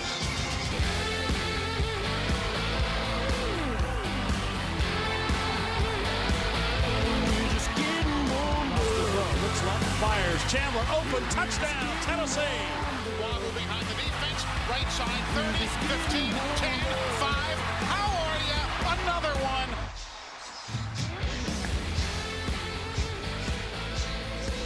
Just about set to start the third quarter here at Neyland Stadium in Knoxville as Jason Aldean winds it down. Brad Nessler, Gary Danielson, Jamie's down on the field. Good news is Tennessee gets the ball to start third quarter. Bad news is that 2-minute drive at the end of the second was not good news for Tennessee. If I'm Tennessee, and I'm right now, I'm just thinking, how do I get better for the rest of my season? I'm 3-3 coming to this game. I'm playing a great opponent. We're not as good as them. So let's use this competition to get better for the rest of the season. Like South Carolina starting next week. Missouri, Kentucky. You've got to get better, stay injury-free, play good, solid football, and look forward. There's certainly been no quit in them so far today. No. They could have gone away and hidden after being down 28-0. They haven't. Fair catch, hesitation. Did they blow the whistle? I think he tried to call fair catch after he caught it, which would put it at the 2 or 3 yard line tie. You know what? I think he thought he was in the end zone. And he was going to, but the new rule got him. Caught the ball, then gave a fair catch signal. Yeah. That's a invalid fair catch. The ball be at the spot of the catch. Yep, you got to do it before you catch the ball. Boy, that's a killer. Let's go down to Jamie. Well, bad news for Tennessee, Brad. Jarrett Garantano will not return for the rest of this game, dealing with a collarbone issue, so it will be Keller Christ under center. Jeremy Pruitt, interesting, coming out of the half. I said, Coach, what do you tell your guys in a game like this? He said, I made them one promise. We have a few guys that are playing the game the right way and doing all the right things, and I promise you that I will recruit 25 other guys that will play the right way so we don't have to play in another game like this. Wow. Pretty interesting lesson from Jeremy Pruitt at half. No kidding, a hard lesson learned. And Chris falls down. Was his knee down before he got the handoff? It is the safety. The question is, did he pitch the ball before his knee went down? I don't think so. You got it. We're going to see. There's flags now flying in as well. Talk about two things he got going stepped haywire. on as he took the snap from under center. The official in the end zone signaled safety. And remember, with these modern offenses, watch him get stepped on as he turns. He gets his foot stepped on, and now his knee was down. The ruling on the field is the quarterback's knee was down in the end zone. Therefore, that is a safety. After the play was over, unsportsmanlike conduct on number 33 for Tennessee. That penalty being forced on the succeeding kickoff. So it was Chance Hall, number 76. When you get in those tight splits in short yardage, you're closer to the quarterback. As a quarterback, you have to understand that and keep your feet out and behind. But remember, these modern-day quarterbacks, they don't take a lot of snaps from center anymore. Yep. They don't have a lot of experience with it. Jeremy Banks with the unsportsmanlike conduct penalty. And you see he got kind of bulldogged down and then went after Judy and gave him a wrap on the helmet. As pylon cam will show you the end of the play. Well, I don't think I've ever seen three things that could go this wrong in 3 plays for Tennessee. Right. They had a fair catch called for after he caught the ball and started to advance. Then a safety. Then a safety, and then an unsportsmanlike conduct penalty. Well, and now a free kick is coming up. Exactly. But you know what I think, Jeremy Banks? I think it goes back to the report that Jamie gave us. There's Jeremy Pruitt telling his team, you better keep competing, or we're going to find guys that do it. But so you can't go 3 minutes after the whistle, though. No, but Jeremy Banks is all fired up, and he's too much, right? He just goes overboard on it. I'm going to show Coach what I can do. I'm not going to be the one who backs down, and he takes a 15-yarder. And now free kick. Paxton Brooks is apparently going to kick it. It's not punt it. It's from the 10-yard line, and this is going to give Alabama great field positions. Their 2 guys are at the 35, Josh Jacobs and Brian Robinson. And Henches, the tight end, is the up man at about the 45. So they think they can get more length on this free kick from their kicker or their kickoff man than they could from their punter. That was the most bizarre 2 minutes I think I can remember to start a third quarter. This will be fielded at the 29 by Jacobs. Josh gets out across the 45, and that's where Alabama will go to work, and we assume it's going to be, maybe I shouldn't assume, maybe it's Tua. I thought Jalen Hurts would be quarterback to come out to start this half, but apparently not. Jalen Hurts needs second half practice. He wants to get in there. Tua says, no, I need second half practice. Right. First half game trends. 5th time this year they've had 40 or more in a half. Tennessee, first time they've allowed that much in a long time. Their first 5 drives were not good at all. The last 2 times they had it, Keller Chris threw touchdown passes, but now they give it back to the Alabama offense. It's gotten 2 more points by a safety, and now Josh Jacobs goes for 4 out to midfield. You know, Jeremy Pruitt, I guess, has high standards, and he should, obviously, right? Tennessee doesn't play just to play against, you know, a 3-4 record at the end of their schedule. I don't know if I agree with him that his team wasn't competing, though. I just think they were. I really do. I just think Alabama makes you look foolish sometimes. Now, I don't know about the mental mistakes. We don't know what their assignments are, but I thought they were playing hard. Jeremy Judy put down at the line of scrimmage by Bryce Thompson. So it brings up a 3rd down. See if they can get a stop here on Alabama, get the ball back. Now, you know, remember back in that sequence where they couldn't line up right and they couldn't find the receivers. Maybe the mental mistakes is really what set him off. The effort's there, but you got to bring effort and discipline together. And he admitted, and you said it earlier, Gary, he told his team, we're not as big as they are, we're not as fast as they are, they're better than we are, but we're playing against ourselves and the standard we're supposed to have, and apparently that's what he's not happy about in the first half. Tagovailoa over the middle, and Waddle's got a first down. Jalen Waddle has been a big part of this today because of the fact that Devontae Smith is not playing. Devontae was hurt last week in the win over Missouri. I'm just not sure if Tennessee's players tried out for Alabama, if more than one or two could even start for Alabama. I mean, you just look around and go, who would you put on the bench? And that's the status of the program right now. They do not compete with the highest level of college football. Only one way to get that done, you got to recruit. Yep. Here comes a blitz off the corner.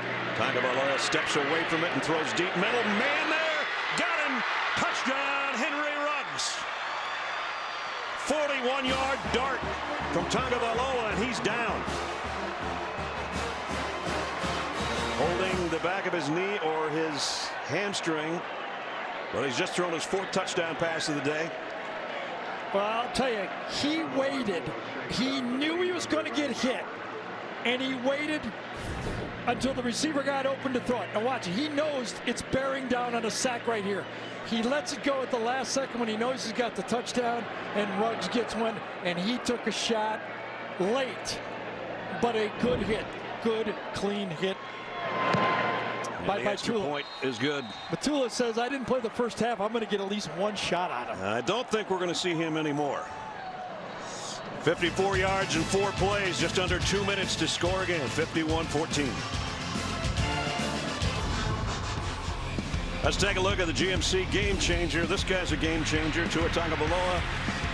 The throw to Judy. That was the first one of the day of 4. Off the play fake. Lines up, finds Waddle, 77 yards and a touchdown. And then he said, wait a minute, I got to get my tight end, H-back a little love. Irv Smith, corner, touchdown. And then just moments ago, took a big shot, but also rifled this 41-yarder right down the middle to Ruggs. So he's 19-29, 306, and 4 touchdowns. The accuracy on the long balls is to be envious of. It's a skill. His ability to see space and time out players running full speed. Again, I go back 3 or 4 weeks ago, we were talking, I've never seen anybody do this short of Drew Brees.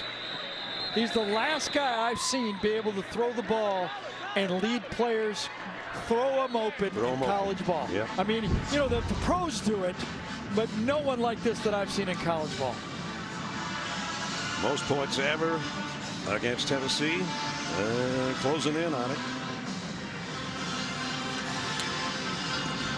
And remember last year, the speculation that we found out after the championship that Tua was thinking if he didn't play in that game, he was thinking that he might have to transfer. Just think about that. He's been a star ever since halftime in Atlanta last year. Here's Jordan, tough run, got about 4. Christian Miller holds on to bring him down.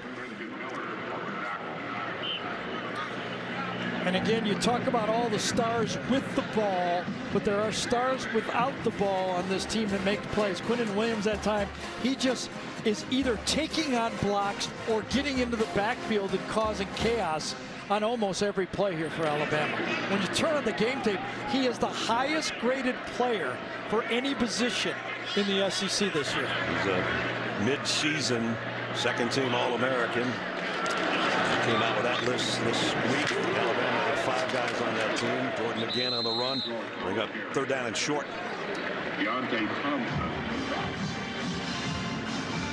6'4", 295-pound sophomore out of Birmingham. And he has become a force for that Tide defense.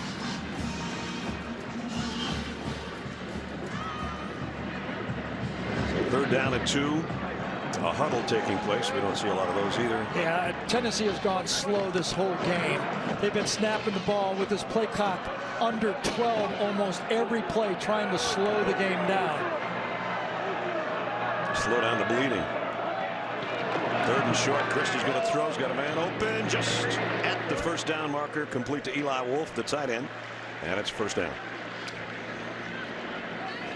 Well, for the last 3 plays, Quinnen Williams has gotten in the backfield all 3 times. Watch him again. Goes through 2, he gets small, makes himself skinny as he turns and almost gets there for another play. You either have to throw it fast or he's going to be on you. Not easy to make himself skinny. Yeah, sure. Raekwon Davis, number 99, is back in the football game. He sat out the first half. He threw some punches in the game against Missouri last week, so as a disciplinary move, Coach Saban kept him out of the first half of this game. Chandler collared and brought down by Shaheem Carter. And there was Roquan last week. Coach Saban said to us yesterday, I said to him, I really don't know what you're doing here. First of all, they were love taps. They weren't even punches. I said, well, we're going to limit his playing time as a punishment, and so he didn't play the first half today. So that wasn't by SEC, right. That was by the coach. But it would have been the same penalty, so all's fair here. And I thought it was I was shocked he wasn't thrown out for a half, but he effectively was anyway. Chris off play action, has to get rid of it in a hurry, too fast, trying to get it out to Marquez Callaway, but Isaiah Buggs was bugging him in the backfield. And man on, nobody blocks him. Try to make the fake. Sometimes you have to give up the fake. If you're the end man, if your assignment is the end man on the line of scrimmage and you're supposed to fake, you just give it up. Yeah. Because he's coming. You don't have time. Get yourself another half second. You got it. You don't need to fake it. 3rd and long.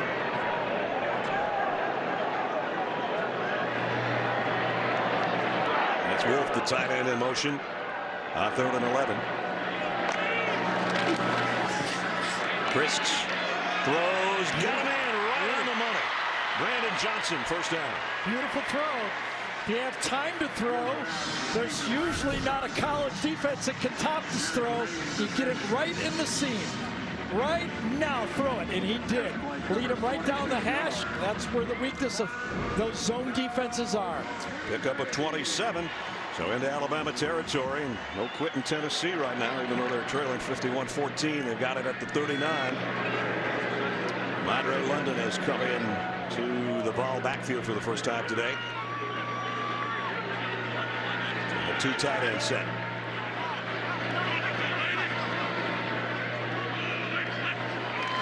The pitch to London, and he lost the ball.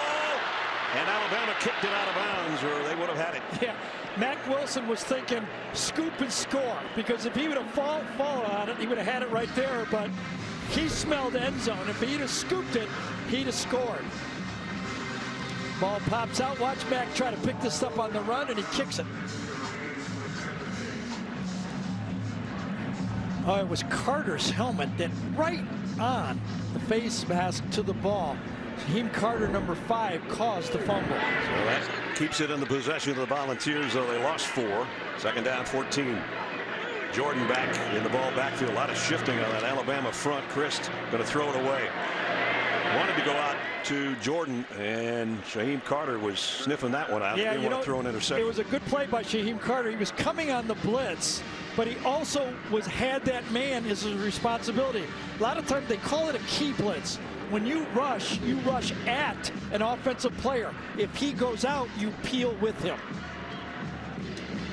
That's what guys like Minka Fitzpatrick did so well. So well.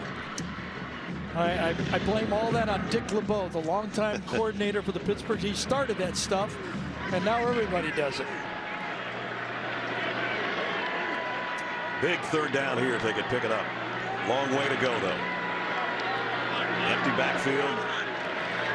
Christ with a quick throw on the wide-out screen, but Jordan's not going to get anywhere near the first down.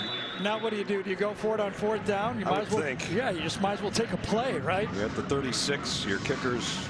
Right. A 3 doesn't do you any good anyway, but.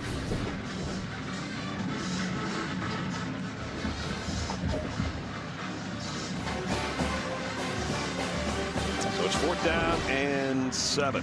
Last time on 3rd down in a passing situation, Alabama only brought 4 players, and Keller Christ had plenty of time. Let's see if they don't load up that blitz. They've been very effective with it all game, bringing extra players. Well, I don't know if they're lined up right. Now they got it. Jennings on the other side. Tennessee 4 out of 8 on 4th down this year. The throw's complete to Jennings, and it is a first down.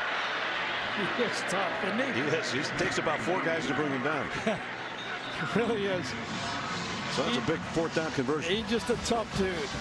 I said if I was going to a dark alley, I'd pick Jennings and Rashard Lawrence as the 2 guys I'm going to walk down there, and I'd feel pretty safe. The LSU defensive tackle. Well, they've got it inside the Alabama 30 here. And Juwan with 6 catches and over 100. Remember, he missed almost all of last year with a wrist injury. Had a good 2016, 7 touchdowns that year. And a good game here today. And flags fly. I think we have an illegal substitution, maybe. Legal substitution on the offense. 5-yard penalty remains first down. 12 men in the field that time, and the last one never got out. So you got the I formation, the tight end right there, 2 receivers, and there's number 12 right there for 12th player. Brandon Johnson trying to get off the field, so that backs it up just outside the 32. At the midway point of the 3rd quarter. 8th penalty on Tennessee on the day. Wow, I backfield with a fullback. Same formation. Here's the toss. Chandler back to the corner. Oh, big hit. Again, that was Deontay Thompson, who almost had a targeting call earlier on the Tennessee touchdown. And this time, big hit at the end as well. With the shoulder, though, I think. Yeah, LeBron Ray is the guy that got blocked on the end man on the line of scrimmage that time. Did not set that edge, and Tennessee does a good job of getting a positive play. That was a pretty good helmet collision there. Well, this is a test for the offense. They're lining up and saying, let's see if we can run it. This is a manhood test right here by Jeremy Pruitt. Yeah, and Quinton Williams just said, I know you're a man, but I'm only giving you a yard. Yeah, I was thinking when I was saying the 2 guys I'd want in the alley, or you could also just close your eyes and tap one of those defensive linemen for Alabama. I take this guy right here. Yeah, whatever one pops up, is whatever.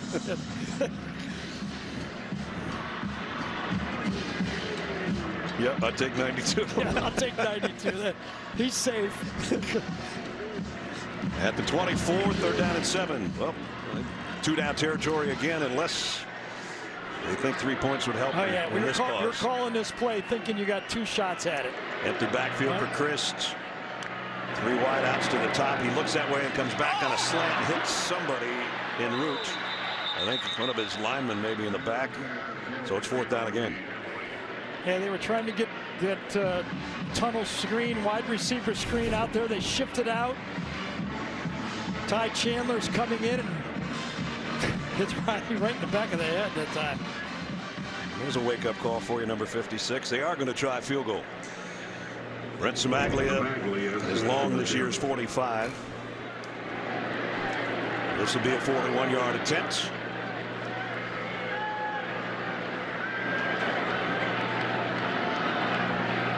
Samaglia from Franklin, Tennessee, with a 41-yarder, and he missed it left. No good. So it remains 51-14. An intense first-year head coach, Jeremy Pruitt, on the short end right now to his former boss, Nick Saban. The Home Depot SEC on CBS is sponsored by Ford,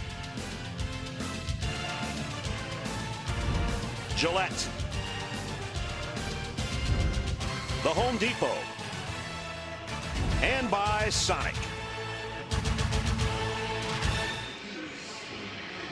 Here on the banks of the Tennessee River, Neyland Stadium in Knoxville, we have Rocket Mortgage by Quicken Loans bringing you today's scholar athletes. Christian Miller, grad student for Alabama, and Jesse Medford from Tennessee. Rocket Mortgage by Quicken Loans showing their commitment to the investment of our future by donating $1,000 to Alabama and Tennessee's General Scholarship Fund. Jalen Hurts in Tua Tagovailoa's day done with 4 touchdown passes and over 300 yards through the air. So now it's Jalen's turn. Heard a good one this morning. Tim Tebow was on and he said Jalen Hurts is the 2nd best quarterback in the SEC. That's your backup for Alabama. Here he is in an RPO, keeps it. Jalen Hurts, 2-time SEC Player of the Year. How about that? And he's not starting. But 26-2 as a starter. Replaced at halftime last year. We know the story from that point on. Played in every game this year. Done a nice job both on the ground and through the air. And getting his second half action as he has for the most part all year long. Damian Harris behind him. Jalen had that one batted down, and it's intercepted by one of the defensive linemen. It's Kyle Phillips, and Phillips going the other way. Touchdown, Tennessee.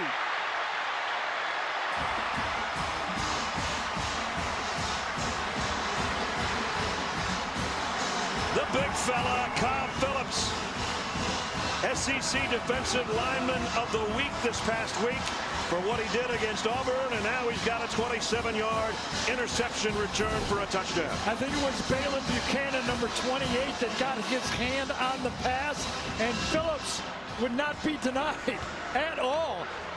You saw Jalen Hurts try to steal the ball. No way. Phillips wasn't giving it up. He saw that checkerboard end zone, and he was going for it.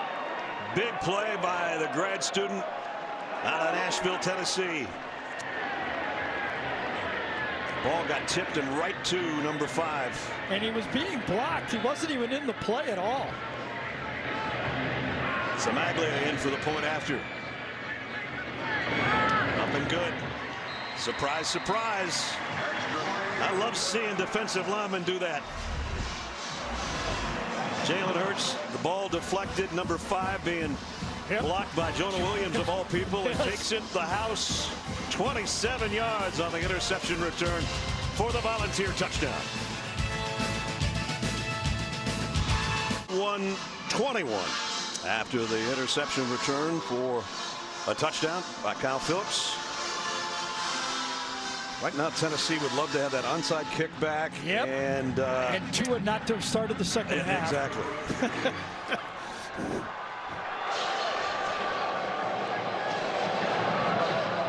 Well, could you play well? You know, another goal. Could you play well enough to force Tua back in the game? How about that as a goal? That would be a good one. From the 7, Brian Robinson on the kick return. Out across the 25 and just about to the 30-yard line. Next Saturday, Home Depot SEC on CBS brings you number 11 Florida and 8th ranked Georgia in Jacksonville. Then in primetime, San Diego. From San Diego, 4th ranked Notre Dame takes on Navy for the 92nd consecutive time. Mercedes-Benz Drive to Atlanta kicks off today at 2:30 Eastern, followed by the State Farm College football today. Well, we'll be doing the first one and watching closely the second one because we've got to get ready for that Army-Navy game. Exactly. Army a winner today in 2 overtimes. Jalen Hurts off the play fake, the throw. How about that? Complete to Henry Ruggs. How about that? Give a lot of credit. Mike Loxley, offensive coordinator for Alabama. The guy throws a pick 6 on a batted ball. So what do? You come right back to him and go rifle it. And he does. And another outstanding catch by the Alabama receiving corps. Again, playing without Devontae Smith, who's normally the starter. But Waddle got the start today with Devontae out with an injury. And they just keep whipping it out there to Ruggs and Judy and Waddle and the rest. Here's Najee Harris on the carry. Picked up 3. And I was thinking why Tua played at the start of the second half. And the only thing I can think of is that Alabama, because of the bye week and because they're playing LSU, they said, let's get you ready for halftime adjustments. It's almost like a third, and I don't mean this with any disrespect, like in the NFL, a third preseason game, they usually let the starter go past halftime to kind of get used to getting in there, making the adjustments, and coming back out. Najee Harris again, nice cut back to the middle, and he's got a first down run. Najee Harris. I mean, because they got to figure going into LSU, they got to bye next week, obviously, that they're going to be a 4-quarter game. And Tua's never played, you know, I mean, how many times has he even gone into a situation where he had to adjust at halftime? LSU's got a big game tonight against Mississippi State. And if they survive that one, that will be a big-time matchup, LSU and Alabama. First down at the 45. Najee again, straight up the middle, hurdles him in, and then a stiff arm, and 14 yards later. How do you do that? Najee's about a 230-pound running back, okay? He hurdles Warrior, and then as he's jumping, he sidesteps. Watch, hurdle, sidestep, all in the same motion. What a beautiful run. Watch the stiff arm at the end. There's the hurdle. There's the sidestep, boom, and right then the stiff arm. Yeah. A threefer. That was something. 1, 2, and 3. And take this one with you. At the 31, first down.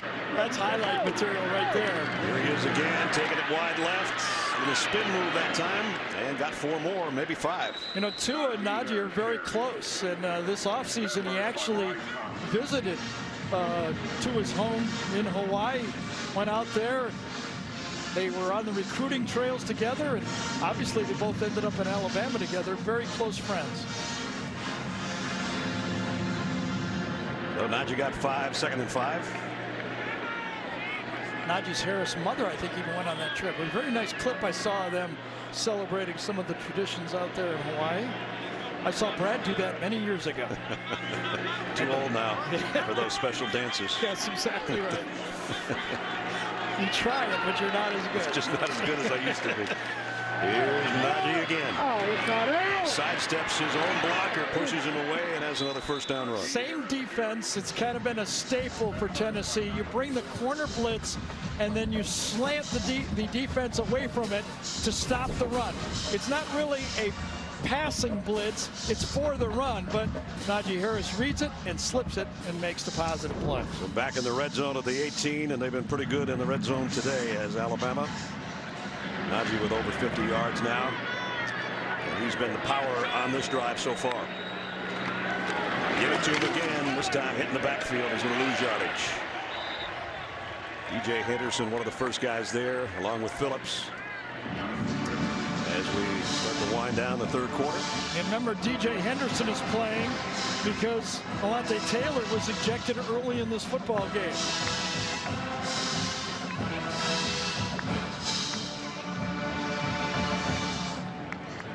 Let's see if Jalen Hurts puts it up again. 2nd down and 13.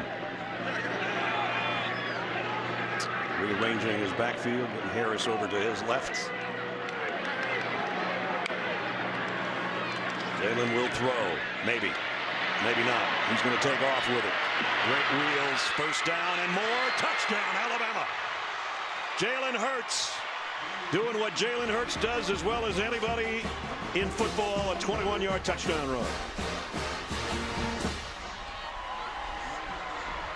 Number 14, Tyrell Shavers, at the end of the play, helps Jalen Hurts in the end zone, but you saw what made him such a successful quarterback.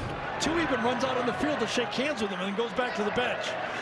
When he was making these plays for Alabama, and remember, twice in the playoffs. Chick-fil-A pylon cam shows you Jalen Hurts coming in for, believe it or not, his first rushing touchdown of the year, but the 22nd of a brilliant career for the junior. And it makes it 58-21. And you know, he was patient with the pass. He's trying to learn to be a better passing quarterback. But if it's not there, he still has this dimension, and he used it. Our aerial coverage is sponsored by State Farm, here to help life go right. A little over a minute remaining, third quarter here in Knoxville. Alabama with another touchdown, a 70-yard drive in 8 plays. Most points they've ever scored against Tennessee. I love the first down play, though. He got one batted down. You got a quarterback, remember, the Jalen Hurts success he's had. Nick Saban has been very loyal to Jalen because Jalen was loyal to Alabama and his teammates stayed. He's trying to become a better quarterback as a passer. So they came right back to him and threw the ball. Great call on first down. Fair catch called for this time and taken at the 6-yard line, so they bring it out to the 25.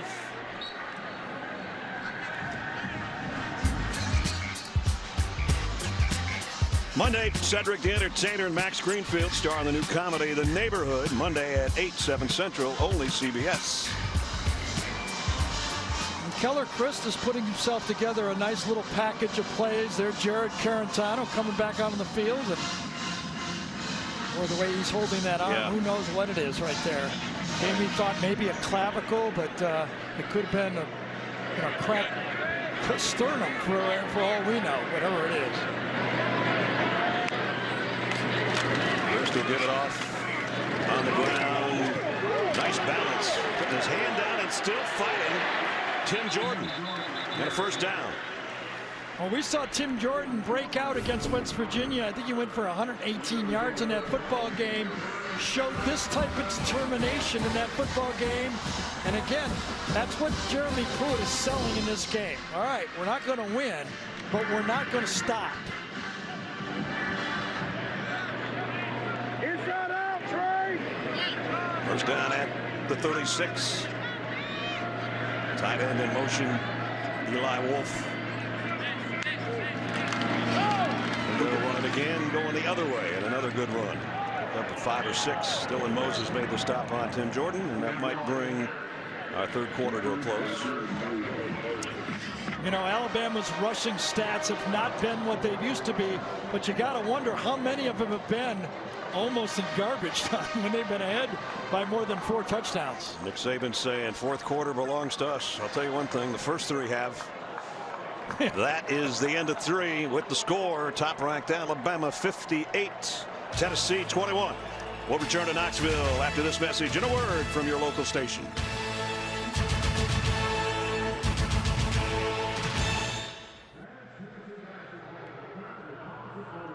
.54 a game. They've got 58 at the end of 3. 58-21 over the Volunteers of Tennessee. So we head into the fourth quarter at Neyland Stadium in Knoxville. Keller Christ in at quarterback. Tim Jordan's been running it hard on the series that ended the third quarter, and he's going to get the toss sweep on the left side, but he's going to get run down by Anthony Jennings as well to open up the quarter. So Alabama always says, Gary, they want to play to their standard and all that. I think their standard's pretty good, and they've upheld that today. I really only think there's 4 or 5 teams in the country that can beat Alabama, and Alabama might have to help them a little bit. I mean, they're clearly, it's a, college playoff here is a little weird because the committee uses the word best. How are you going to argue against Alabama being one of the best 4 teams in the country? Absolutely. I don't know what they're going to, unless they lose 2 games. How are they not in the playoffs? Who are they going to beat to? Yeah, I mean, this is going to be really strange if they do get upset before they get into the SEC championship. 3rd and 5 for Chris. Quick slant, tried to tuck it in there, and is broken up by Jared Maiden, and that'll bring up 4th down. Because the eyeball test is very important to the committee, and if you put the eyeball test on this football team, could they get upset at LSU? I guess. Maybe. Maybe. Could they get beat, by Georgia in the SEC championship game? Maybe. But does that mean they're not one of the 4 best teams? That's going to be what's really interesting with the committee, especially with Notre Dame being undefeated. Notre Dame idle today. They're catching on the punts. And the argument that the critics are saying is they haven't played anybody. Yeah, you got anybody in mind that you want to think they can beat them? Just put them up there, we'll knock them down. They're 14 minutes away from being perfect at 8-0. Come in for a test drive, end up with a fun drive. The Volkswagen Drive to Decide event. Get a $1,000 bonus on select 2019 Jetta and 2018 Tiguan and Atlas 2.0T models. Sonic's $2.99 Car Hop Classic. A juicy quarter-pound double cheeseburger or a flavorful signature slinger with golden brown crispy tots. A deal so nice, you should order it twice, because it's only $2.99. Hurry in for a Car Hop Classic, ending soon. Not long ago, Rhonda started here. And then more jobs began to appear. These techs in a lab, this builder in a hard hat, the welders and electricians who do all of that. The diner staffed up because they all needed lunch. Teachers, doctors, jobs grew a bunch. What started with one job spread all around because each job in energy creates many more in this town. Energy lives here. Now it's time for our ExxonMobil game recap. Alabama and Tennessee, the first meeting. First quarter sack and fumble recovery. Christian Miller recovered that fumble. That led to a Josh Jacobs touchdown. That's the first of 2 for him. That one 3 yards out. He added a 2-yard one a little bit later on. Keller Christ in relief of Jared Garantano threw a dart here. One of his 2 touchdown passes on the day, but there's just too much Tua. Every time he let it fly, it seemed like it was a touchdown. 4 of them on the afternoon, tying a career high. An errant throw there. Kyle Phillips got a defensive lineman's dream, returned that for a touchdown. And that was all the scoring so far for Tennessee. And then Jalen Hurts comes in. He does what he does so well. Hurts the defense with his legs. 21-yard touchdown run. And we're at 58-21.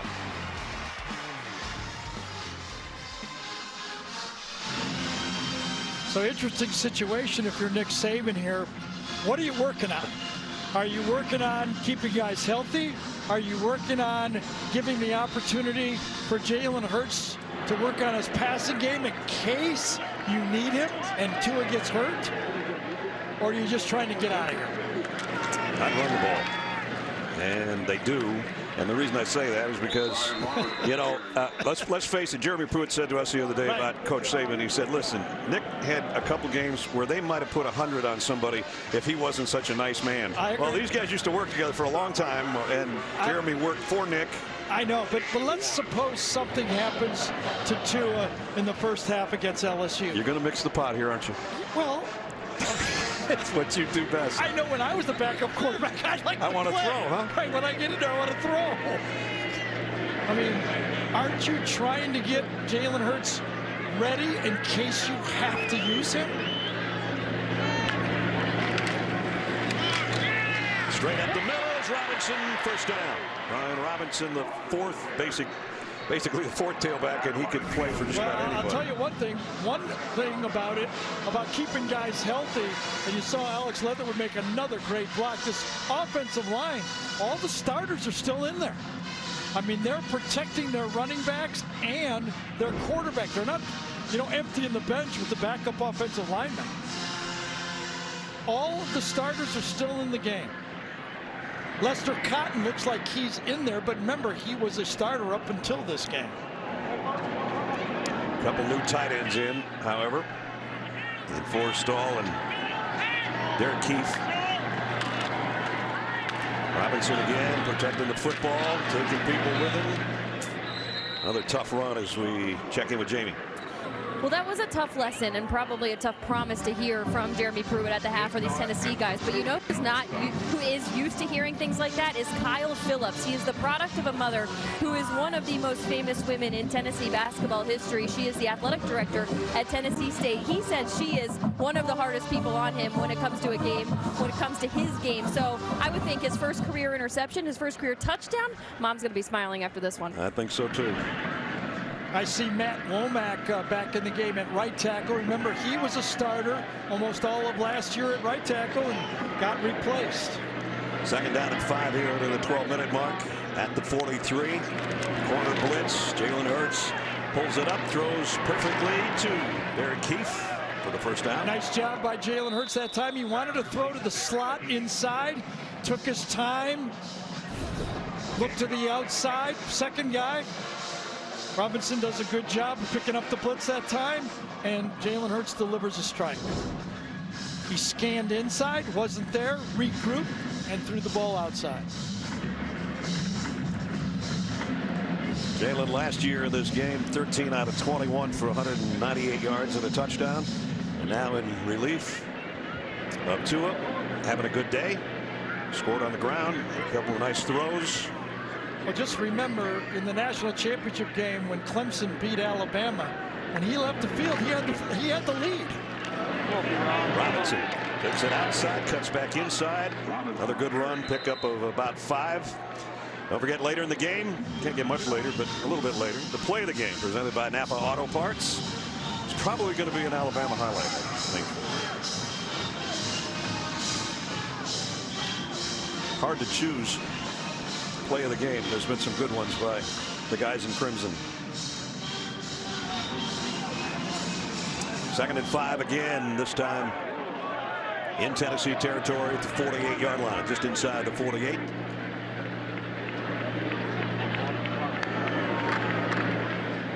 The gives to Robinson. The cutback run. He covers it, changes the ball to his left hand, and now he's cruising into the secondary. This is the fourth Alabama tailback, folks, if you're just joining us. Yeah. Well, watch their number 4 tight end, Miller Forster, come around and get the key block in the inside against Ignat, and run the ball to the outside. You follow those H-backs. They're almost like fullbacks in the backfield. They line next to the tackle. They'll lead you, won't they? Peel back and lead you. You got it. Got 20 on that carry. And that means that the new offensive linemen are in the game. All the backups. And the quarterback as well. Mac Jones in at quarterback number 3. Gives it off. Robinson, little hesitation. He'll lose a yard. He's going to take out his quarterback, or he wants to rest his offensive lineman, so he puts his number 3 quarterback in too.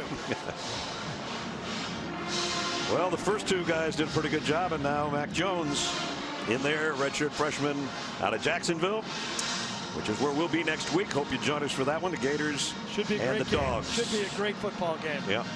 Georgia coming off a loss. Florida's been impressive under first-year coach Dan Mullen. And we'll have a big social gathering down there in Jacksonville. Robinson dropped at the line of scrimmage. Batuli with the tackle. Speaking of next week, first time both teams since 12 are ranked. And teams have won the East 18 of the 26 times. They're the 2 leaders right now with Kentucky in that side of the SEC. And Florida's won 3 of the last 4. Florida was sort of a pain for Mark Richt in his final years at Georgia. And now Kirby Smart with a team that's ranked 8th in the country. Florida ranked 11th. And we've seen that Florida pass rush. It's an impressive one. And Jake Fromm will be worried about that. Now let's see how Georgia retools for that football team. They got away from the running game last week, and it paid. Here's how the East looks. Top at 6-1 and 4-1, and Kentucky right on their heels. Tennessee and South Carolina play next week. Hey, Brad, do you watch much pro football? Remember Green Bay and Crosby had the kicking problems against the Lions? Right. Well, Alabama's been having kicking problems. Do you not remember Aaron Rodgers went over and they allowed him to kick one late? And then this last week he won the game. Do you not allow Alabama to kick a field goal here and gain your confidence? I would agree with you. They don't put Bullivus in there, so they're going on 4th and 2. And they're going to get the 2. Robinson, another carry. Just an opportunity. I mean, do you need, when you're going to need a field goal maybe to win a game? It's hard to win a championship without having a close game or needing a big kick. Bullivus is 8 out of 12, their kicker on the way. And his longest this year is 47. He's staying active over there just in case. But we're going to work our way under the 7-minute mark here with, for the most part, Alabama just running the ball. I think when, as Jamie said, when Jeremy Pruitt went to the running game, Nick Saban said, okay, we will too. Ryan Robinson's already carried it 9 times for 55 yards in relief duty. He gets another one here, and nice play defensively by Balin Buchanan coming off the corner. Coming up tonight, 7 o'clock Eastern over on CBS Sports Network.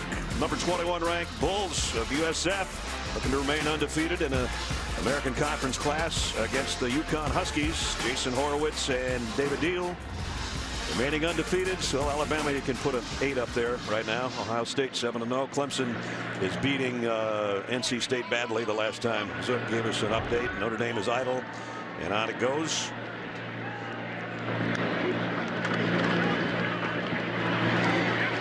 And another carry, another loss. Emmett Gooden in on the tackle. So under 6 minutes, and Brian Robinson's probably going to end up being the leading rusher for Alabama. Yes, exactly. Just in the 4th quarter. Right. Well, it's a lot of competition here. Look at Damian Harris. As we said earlier, he is one of the great running backs we have in college football. Barely gets 8 carries a football game in this thing. They're just stacked at that position. Damian's got around 2,700 yards of career rushing, but he even told us a couple weeks ago, I'm going to have a lot of tread left on my tires when I go to the NFL. He's fresh. Robinson bangs his way inside the 10. Yeah, great run there. Got it down around the 7. In a way, I think I'm thinking this out. If you're Nick Saban on the field goal, is it rubbing it in to kick a field goal? Maybe that's what he's thinking, I mean. Yeah, we don't know. There'll be a lot of speculation about that, but that happens in lopsided games. Yeah, no big deal either way, I guess. Right. It's an extra point from here. And Jeremy Pruitt, his former defensive coordinator, knows full well if we can't stop you, go ahead and score. Well, they're running every play. It's going to be a run. Robinson going to weave his way to the 5, not going to get there. As we're down to 4.5 minutes. Turnover on downs. We'll give Tennessee the football back when we return. Depot SEC on CBS is sponsored by Smile Direct Club, Napa, Chick-fil-A, and by Bud Light.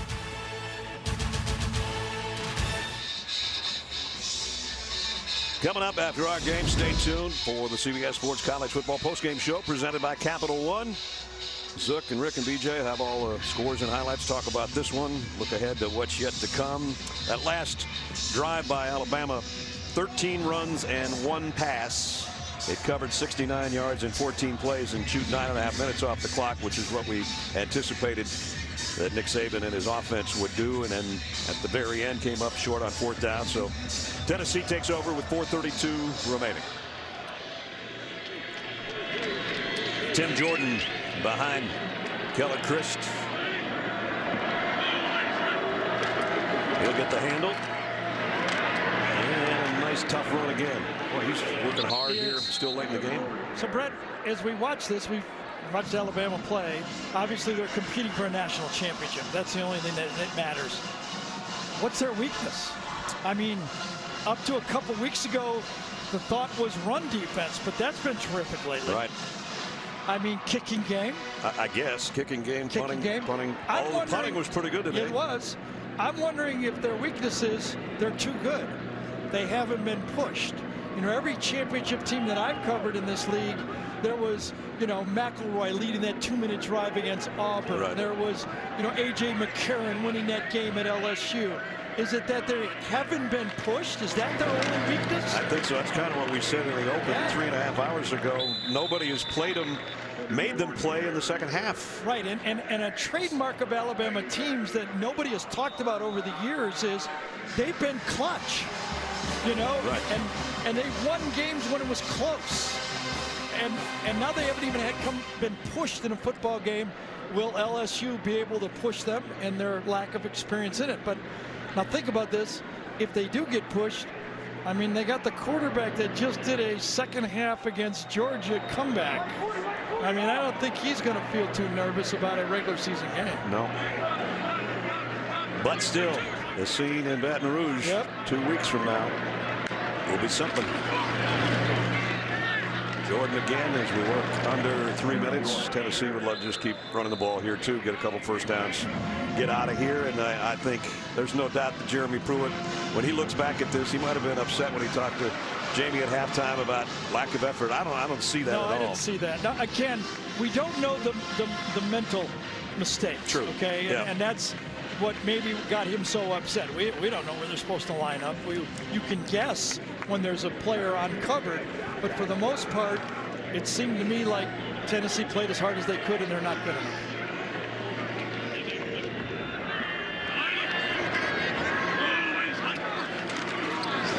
Give again, Tim Jordan trying to fight his way outside against a whole bunch of Tide defenders. check in with Jamie. Well, I just want to make sure what I heard and what I said on the air and what we are all discussing now is just what was said, which was what he said was there are a couple guys that are playing the game the right way. Now, is your interpretation of that effort, or is he just looking at the X's and O's of how guys are playing? Because he didn't say effort, he said doing things the right way. Okay, yeah, true. Well, yeah, and then he added, I will get 25 new ones. Yeah, to do things the right way, though. Okay. I didn't know if that translated to effort. That could be mental mistakes. Yeah. That's what we're trying to figure out. I'll tell you what, the last 5 LSU Bama games in Baton Rouge have been 8 points, 10 points, 12 points, 14 and 60. And Bama has tied or trailed in all 5 of those games in Baton Rouge. So usually when you go there, you have to play clutch football in the fourth quarter to win. That will be for another day. Open week for Coach Saban and his 8, soon to be 8-0 Crimson Tide. They're obviously not going to lose any points in the rankings. Still be number 1 with a bullet.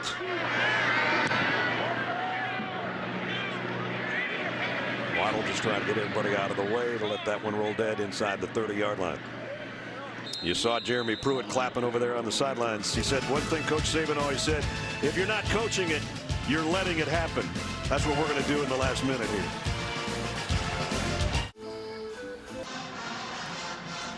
Tonight on CBS begins with Michael Jackson's Halloween animated adventure, followed by back-to-back editions of 48 Hours. Tonight, only CBS.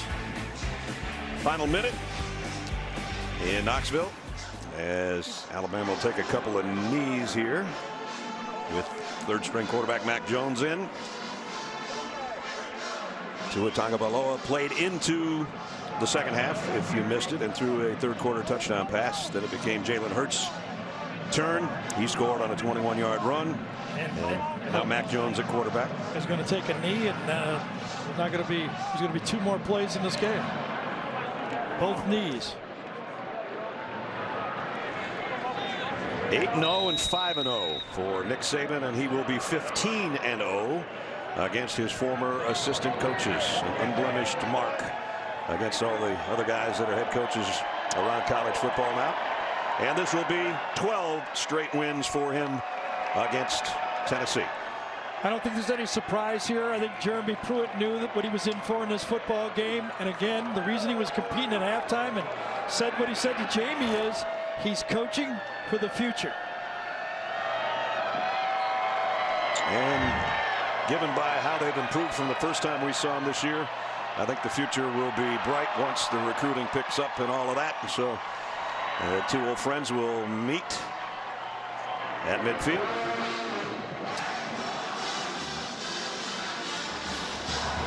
Alabama goes to 8-0. The Volunteers drop to 3-4. Final score: Alabama 58, Tennessee 21 here at Neyland Stadium. We'll be back to Knoxville, Tennessee to wrap it up right after this.